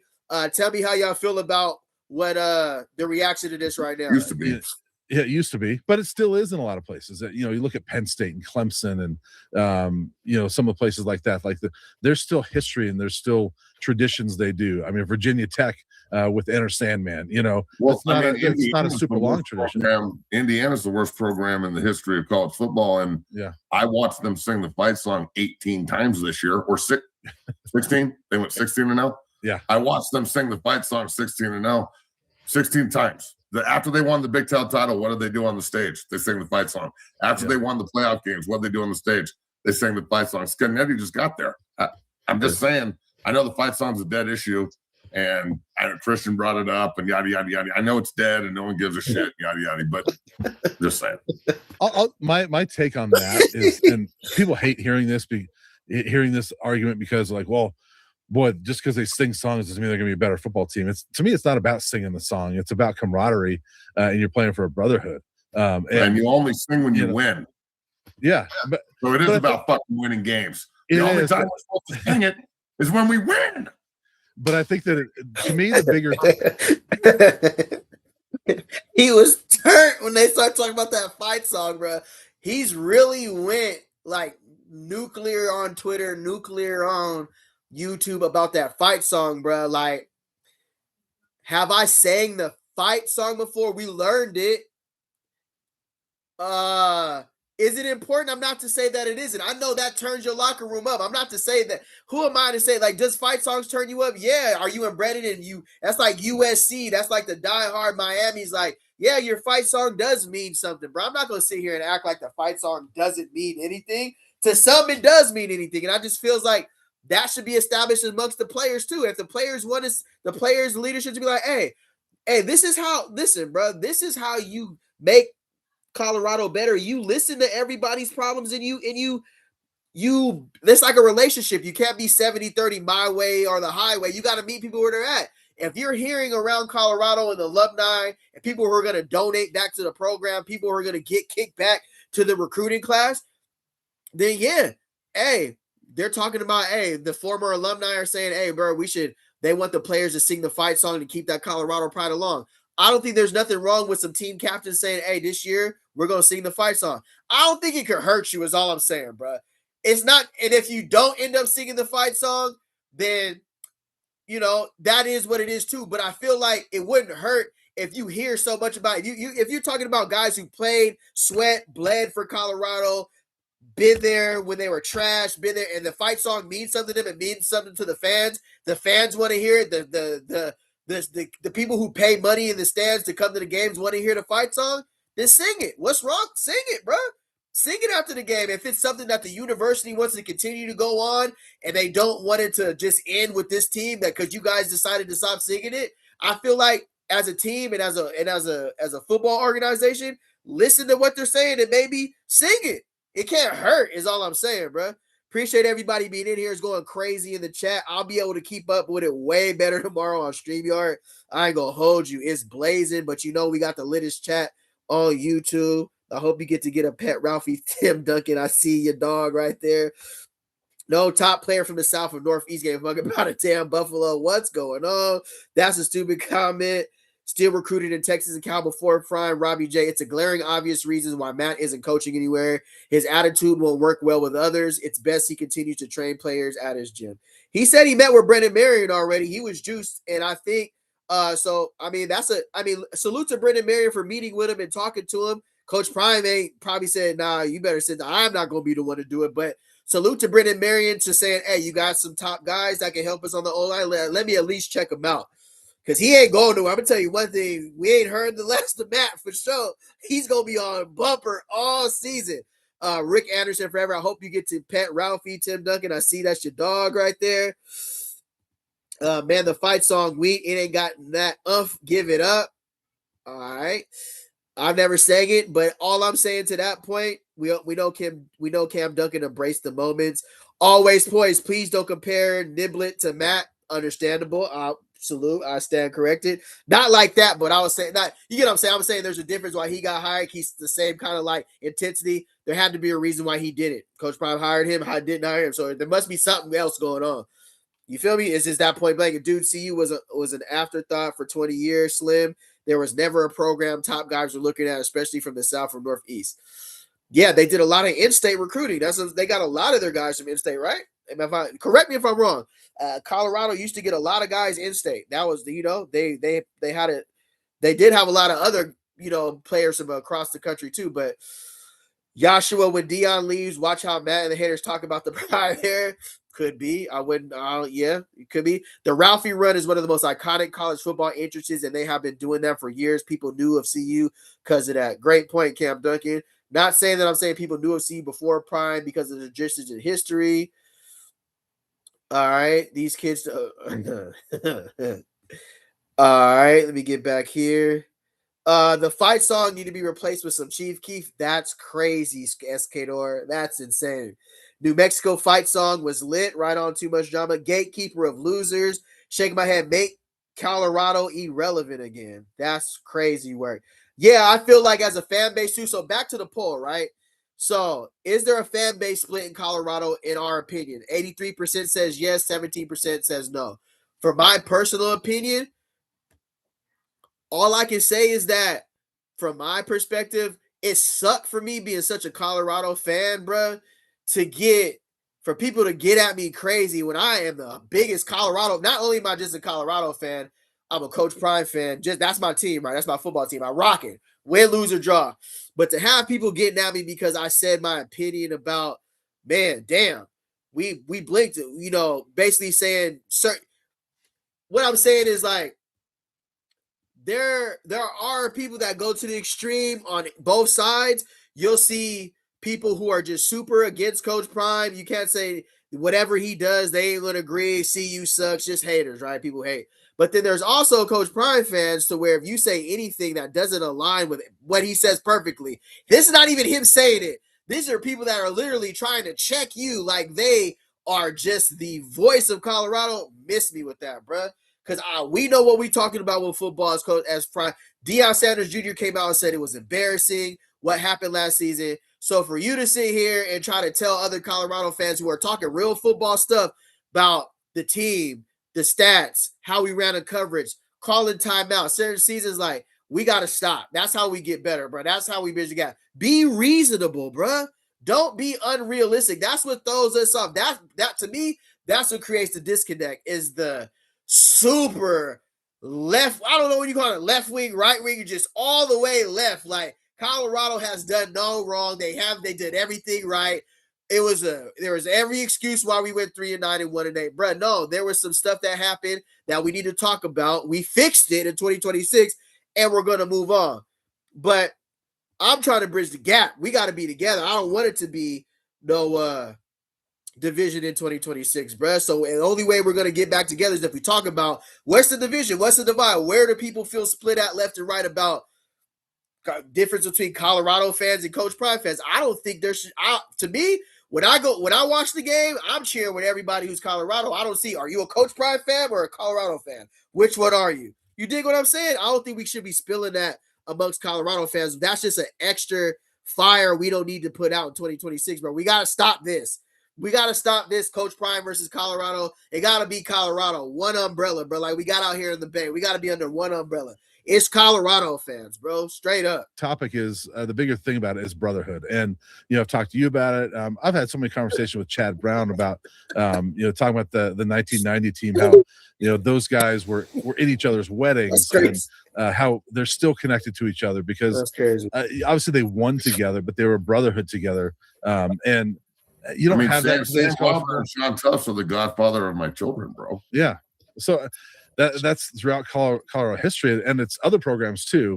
You're not going to have as much now, but I think that to me, the fight song and things like that, it's more about that brotherhood and just be connected to the school you're at, because I think that's one of the big things that program's missing right now, because it's just a bunch of individuals.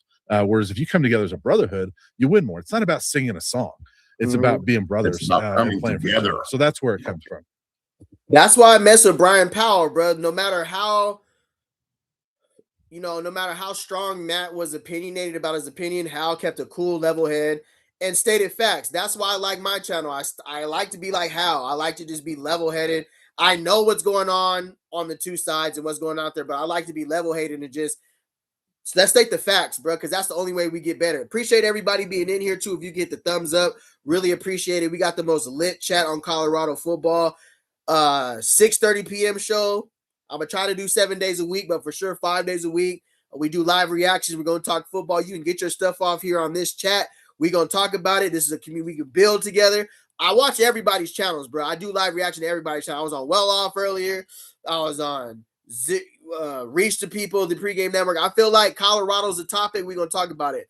I don't have to digest everything and take it personal to me. Now, people got their own issues with people. That's their issues, bro. They grown men. They gonna take care of it how they take care of it. That ain't got nothing to do with me, though. I'm just gonna react to stuff and see. But I'm not gonna be out here spreading nothing either. You ain't gonna catch that on my channel. I'm not just gonna be out here pushing super hard for one thing, because if I ain't rocking with it, I'm just ain't gonna, it just ain't gonna get no burn like that. If that makes any sense. And then again, right? I wonder It's which not side about of the the fence song, we're on here. but- Show me when they were singing the song when they were losing. Again, really smart guy in the comments. They don't sing the song when they lose. Everybody in the stands, you're hearing the country club white boy version.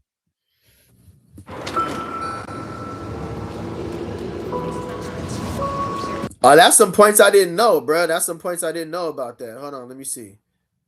Let me get in the chat real quick. Would appreciate everybody being in here. You already know. Let me get in the chat with it. Let me let this keep this up out of there. All right. Let me get back in here. Appreciate everybody being in here. Where the hell am I at, bro? Oh, there we go. My bad. All right. Let me see what's going on here in the chat. Let me see here.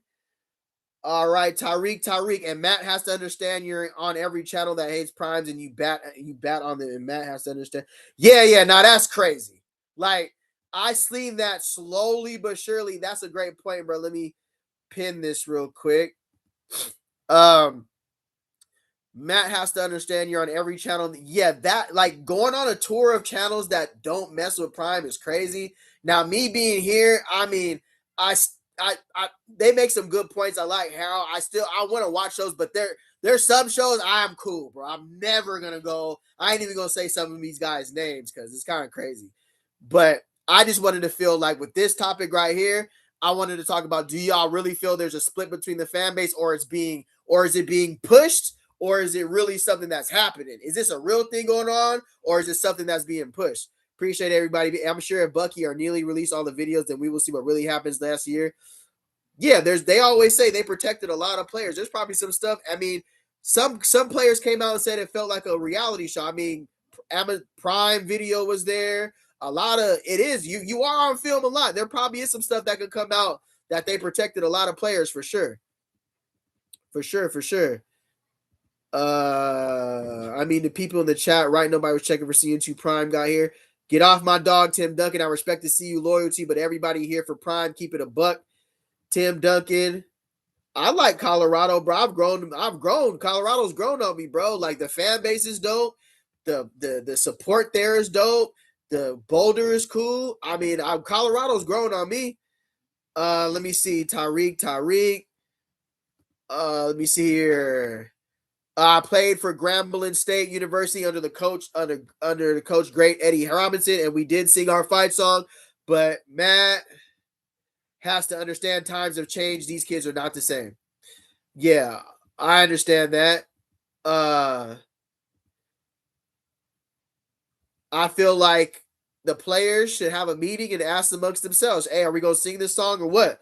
And I feel like somebody mature should talk to them like, hey, there's some former CU guys who been here before we was ever thought of, and they want to continue that tradition. I think that should be a discussion. I don't think it has to be. I don't think it's a end all be all. But if players want to sing it, I think you go on Whitlock. No way. I'm good. That Brez too, it gets a little, I don't know. Let me see here. But he wants Prime to respect what he says. Matt is full of it, steady trying to kick Coach Bryant's back in. But wait till we start winning the season. Nah, for sure. For sure. All right, let me get back. Appreciate everybody being here. If I missed you in the chat, I promise you StreamYard will be rolling tomorrow. I got a couple more interviews to go over. Let's get through this, and then I know it's Friday night. You feel me? But appreciate y'all being here. I'm going to be on here every 6:30, the late night Colorado show. Say no more. Come get your stuff off in the chat. But, all right, Bailey, let's yeah. But I'll say this. I bet you in 2022, the one game they won when they beat Cal, I bet it was the most. And you know what? I'm gonna jump on that. Here's one. Y'all was singing the fight song when they were on 11. Did that help? Actually, as a guy who went up there and talked to that team and the lock the gate speech, which I'm sure Bailey could find that, Bailey. Let's play that when we take Brian out. I guarantee you can find it. So I went up there and talked to them about locking the gates on Cal, and that's the only game that they won.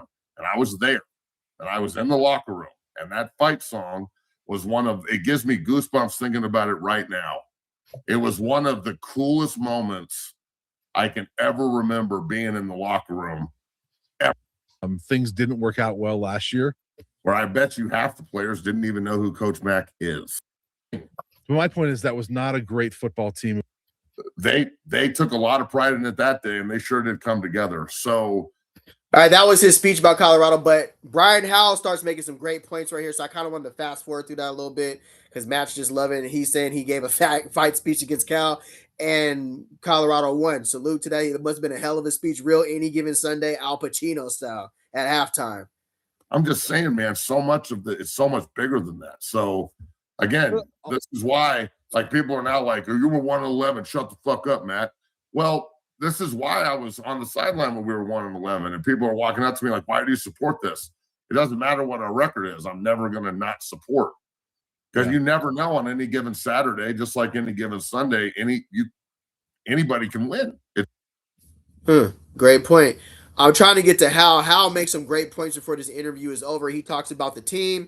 He talks about the record, what happened last season, just how Deion Sanders Jr. came on Duke the Scoop earlier and talked about, he's been around. He kind of talked to some players. He got a little inside scoop on what was going on last season. So now we can learn from last year's team to move forward into 2026 because everybody's tired of talking about last year's team.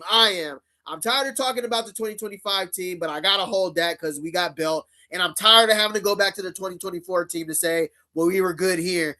2026, we just got to handle business, bro. Damn. It's about playing the game. So if you can come together and stand shoulder to shoulder with your brothers, it's going to help. It's why they do team building and camaraderie. If that wasn't a thing, they would just hire 50 guys and just go out and play football, and you either win or you lose, and everybody's just like, what's your name? Doesn't fucking matter. Back to the house. And I'll say one more comment on that one comment you had. Did it help the 1-11 team?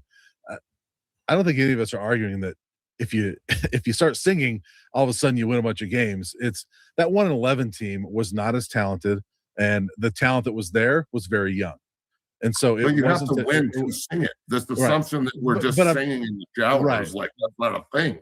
But my point is that was not a great football team. It was not a well-coached football team. Oh, they were terrible. And so, no, singing. That's 2022, right before Coach Prime Deion Sanders got here. 2022. Crash, Bubble Dub voice. Didn't help. But I think the point that we're both trying to make here is that right now it's more talented than 2022 was. I think there's better coaching than 2022 was. And so when you add that extra element of some history and some brotherhood and camaraderie, that can take you a little bit further. That can take 3-9 last year when you're losing close games. Maybe you win a couple of those close games because you're a little closer. And now maybe you're 5-5 going down the stretch and you get that 6th win, you get to a bowl game. So this guy's making a joke right here, and I don't know if he knows how. I don't know if you ever see Matt lose it though. He be spazzing on the chat too, bro. I ain't gonna hold you. He be having me rolling, bro. I'm surprised Bray got canceled yet. Some of the stuff he be saying, I ain't gonna hold you. This comment is this happened last year, and you know where this happened? At Coach Mack's fucking statue unveiling, where I bet you half the players didn't even know who Coach Mack is. Yeah. So when the other players and everybody there that see you black and gold instead of just Prime, and they embrace Prime too. Trust me, we all want everybody to win. It's not just like we don't want them to be, we don't want them to fail. We want everybody can eat. That's the way that this works. They started singing the fight song and the entire team walked out, didn't know what they were doing, and were super confused. Is that not true, Brian? I didn't see it. But it is true. Okay. I didn't see it, so I can't say whether it was or not, but you were there. Oh, so. Fucking newspaper guy. Brian Howell, solid.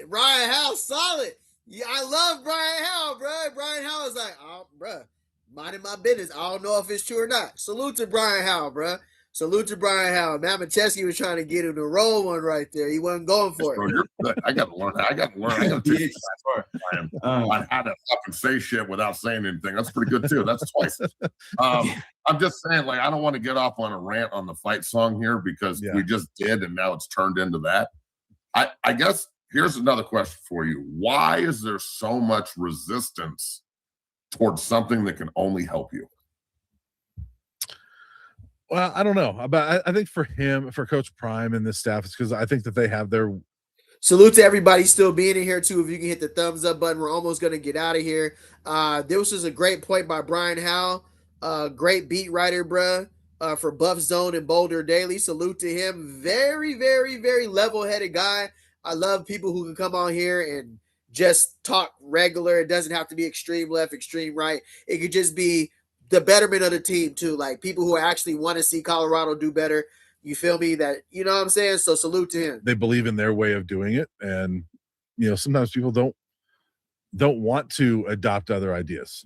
And not that he's not adopting any ideas, but I think that he's probably got his way, and I believe in this way. And it worked from at Jackson State. It worked from the first couple of years here. Things didn't work out well last year, and so. We'll see what happens this year. I think this wasn't your question, but I think this is a huge year for Coach Prime because, the first 2 years he built this thing up. Last year, there were a lot of things, right? The cancer, he was away from the team. You can pinpoint a lot of things and say, you know what? Fine. Last year didn't work. Let's move on. I think this is a big year for him to learn from last year and prove that they can be better this year. If they're 3-9 or worse this year, then I think it's gonna be ugly around here. What record do you think is minimum for him to? I'm not saying keep his job. I don't think he can go 3-9 or 4-8 and keep his job. I agree with Brian Howell, bro. I don't know how you guys feel. This is a pivotal year. It feels like it, and it definitely feels like this is the year where it's like, let's bury the Colorado. Not to say like there's like this committee that's out there putting together something to take us down, but boy, it feel like it.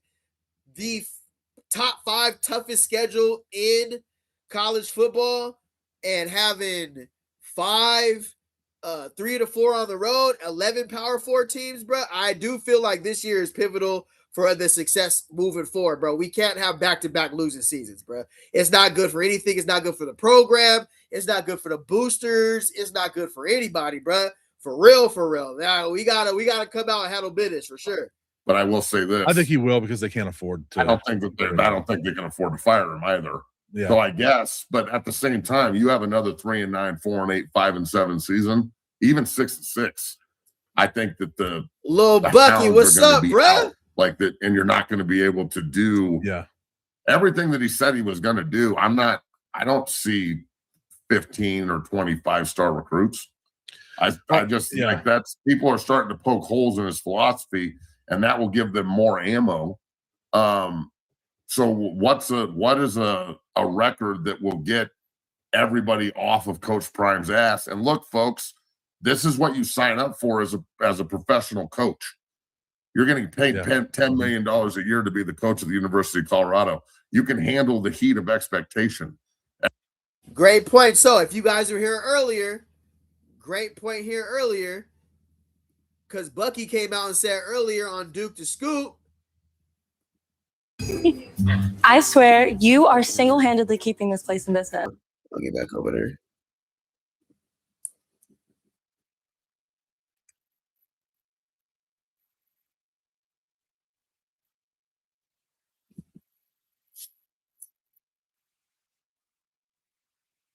I don't say he's quick to anger now, but he's always been a no tolerance person, but now it's really a no tolerance zone, the whole school, because it's like this shit ain't gonna happen again. Right. Like, that's embarrassing. Right. Yeah. It's embarrassing. It's not gonna happen again, right? So it's important that we understand that we care as a Colorado fan base. We all felt it was embarrassing. We all felt it's not gonna happen again. We're doing changes about it. We understand this important to this season. Let me run it back and see what you said, because I went back there thinking. I don't see 15 or 25-star recruits. I just like that's people. Mira. and then the next one was Arizona State, and it was 5,000 less. I don't understand that shit. It drives me nuts. What do they have to do, Brian? How many games they got to win to get the vultures off Coach Prime's ass? Yeah, and that's a good way to put it. His job's not in jeopardy, in my opinion. But if you go 3-9 again, you're going to lose more of the fan base. We saw last year the Arizona game was the lowest attended game in the Prime era, and then the next one was Arizona State, and it was 5,000 less. You hear that? The Arizona game was the lowest attended game in the Coach Prime era, and the Arizona State game was 5,000 players less. Listen, again, when you're giving belt and we got a Heisman Trophy winner, Shador's putting his wrist up, it's lit. Last year, you know what the problem was? We didn't have a Shador to raise we didn't have a winning team. First of all, the students pay for their tickets. The fans pay money to go to Colorado. We didn't give them nothing to be happy about, nothing to live up to. None of that. We didn't sing the fight song. We just came out there and got belt. Like, let's keep it real. He just said it. So that's why this year is so important. And we need a superstar again. We need a storyline. We need Coach Prime playing Travis two ways. We need the story, but we need the production to match because the fans in Boulder ain't going. You just said the lowest supported game in Coach Prime era history was Arizona, and then Arizona State was 5,000 players less. So winning does something to the program. The money drops. The recruits. Bruh, imagine being a recruit coming to the Arizona game. Imagine being a high school recruit coming to the Arizona State game getting belt. You think we locked in those recruits? Come on now. This is chess, not checkers, bro. This season has a lot riding on it. Stuff like this that we didn't know. Arizona was the lowest attended game, and then Arizona State, 5,000 people less came because bringing belt, people don't want it, bro. People ain't paying their money for the teams to come get belt, bro. It is what it is. TV numbers last year, they were over 4 million per game in 24. They were like 1.7 million per game last year. So if you're 3-9, 4-8 this year, you lose more of the fan base. They just announced today the spring game. They're not selling tickets this year. I believe part of it is because they know that they're not going to sell a lot if they put a price on it. And so the spring game numbers went dramatically down. They went from 47,000 in 23 to 28,000 in 24 to 20,000 last year. So they see. That's crazy, bro.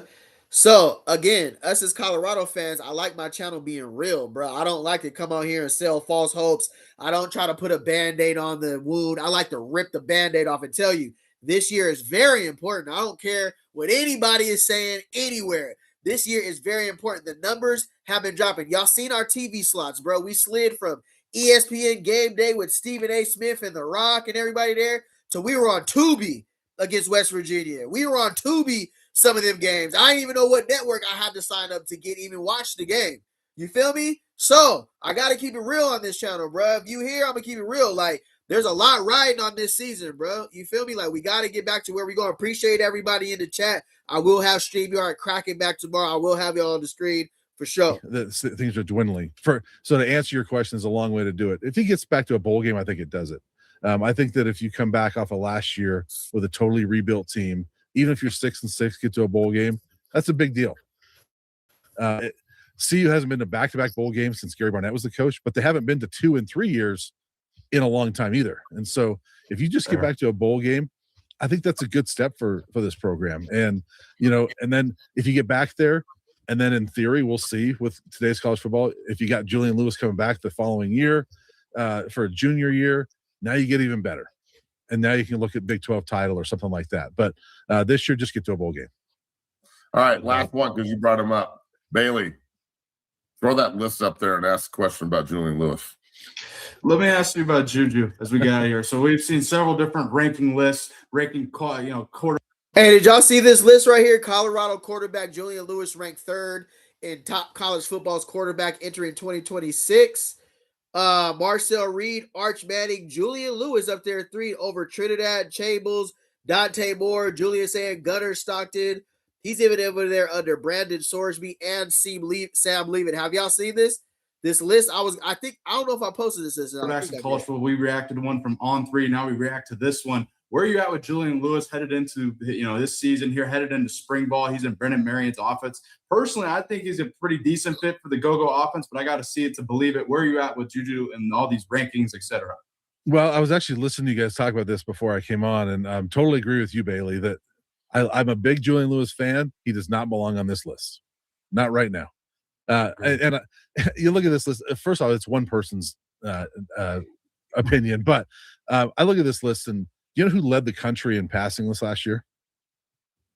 Passing yards, Drew Messamaker, who's going to be at Oklahoma State this year. The North Texas kid. Yeah, and now he's at Oklahoma State. He's not even on the list. He was a star recruit, wasn't he? Yeah, but he was the leading passer in the country, and he's not on this list. So you're going to put Julian Lewis 3 spots ahead of the. He's not on the list. Julian's saying no. I mean, based on what he did last season, yeah, having him number 3 is kind of crazy. But based off his potential and where he's supposed to be coming over from high school and when he was ranked as a 5-star, if we're going off potential, I can see him making this list. But if it's off, we just didn't see enough of him last season. We seen about 3 games, 2 starts, maybe, right? 4 games total he played in. Yeah, I mean, there's some great Nico Limalovic. I'm waiting to see what he does at UCLA as well. I feel like that's a good place to wrap it up too.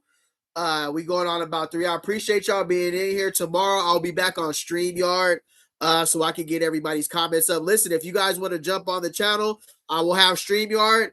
I encourage you guys to join the membership so we can do live. I can have you guys call in and you can get your stuff off here. So if you could join the channel memberships and support if you like, it's all good. I'm going to tap in with you guys tomorrow, bro. Appreciate everybody being in here again. The most lit channel, Colorado football. If you see here, I cover everything, bro. So if this is a channel for you, cool. If it's too much that I watch everybody's channel, then it is what it is. I probably ain't the channel for you. But if you rocking with me, bro, I appreciate it. I'm rocking with y'all, bro. Salute. Respect to everybody, bro. Y'all have a safe weekend. I'll tap in with y'all tomorrow. Have a good Friday night. Don't do nothing crazy. Say no more. I'm out, y'all. See y'all in a minute. Appreciate y'all being here, bro. We was on here for 3 hours. We litty every night, 6:30 p.m. Littest channel in Colorado. Come tap in with me. Appreciate y'all, bro. I'm gone.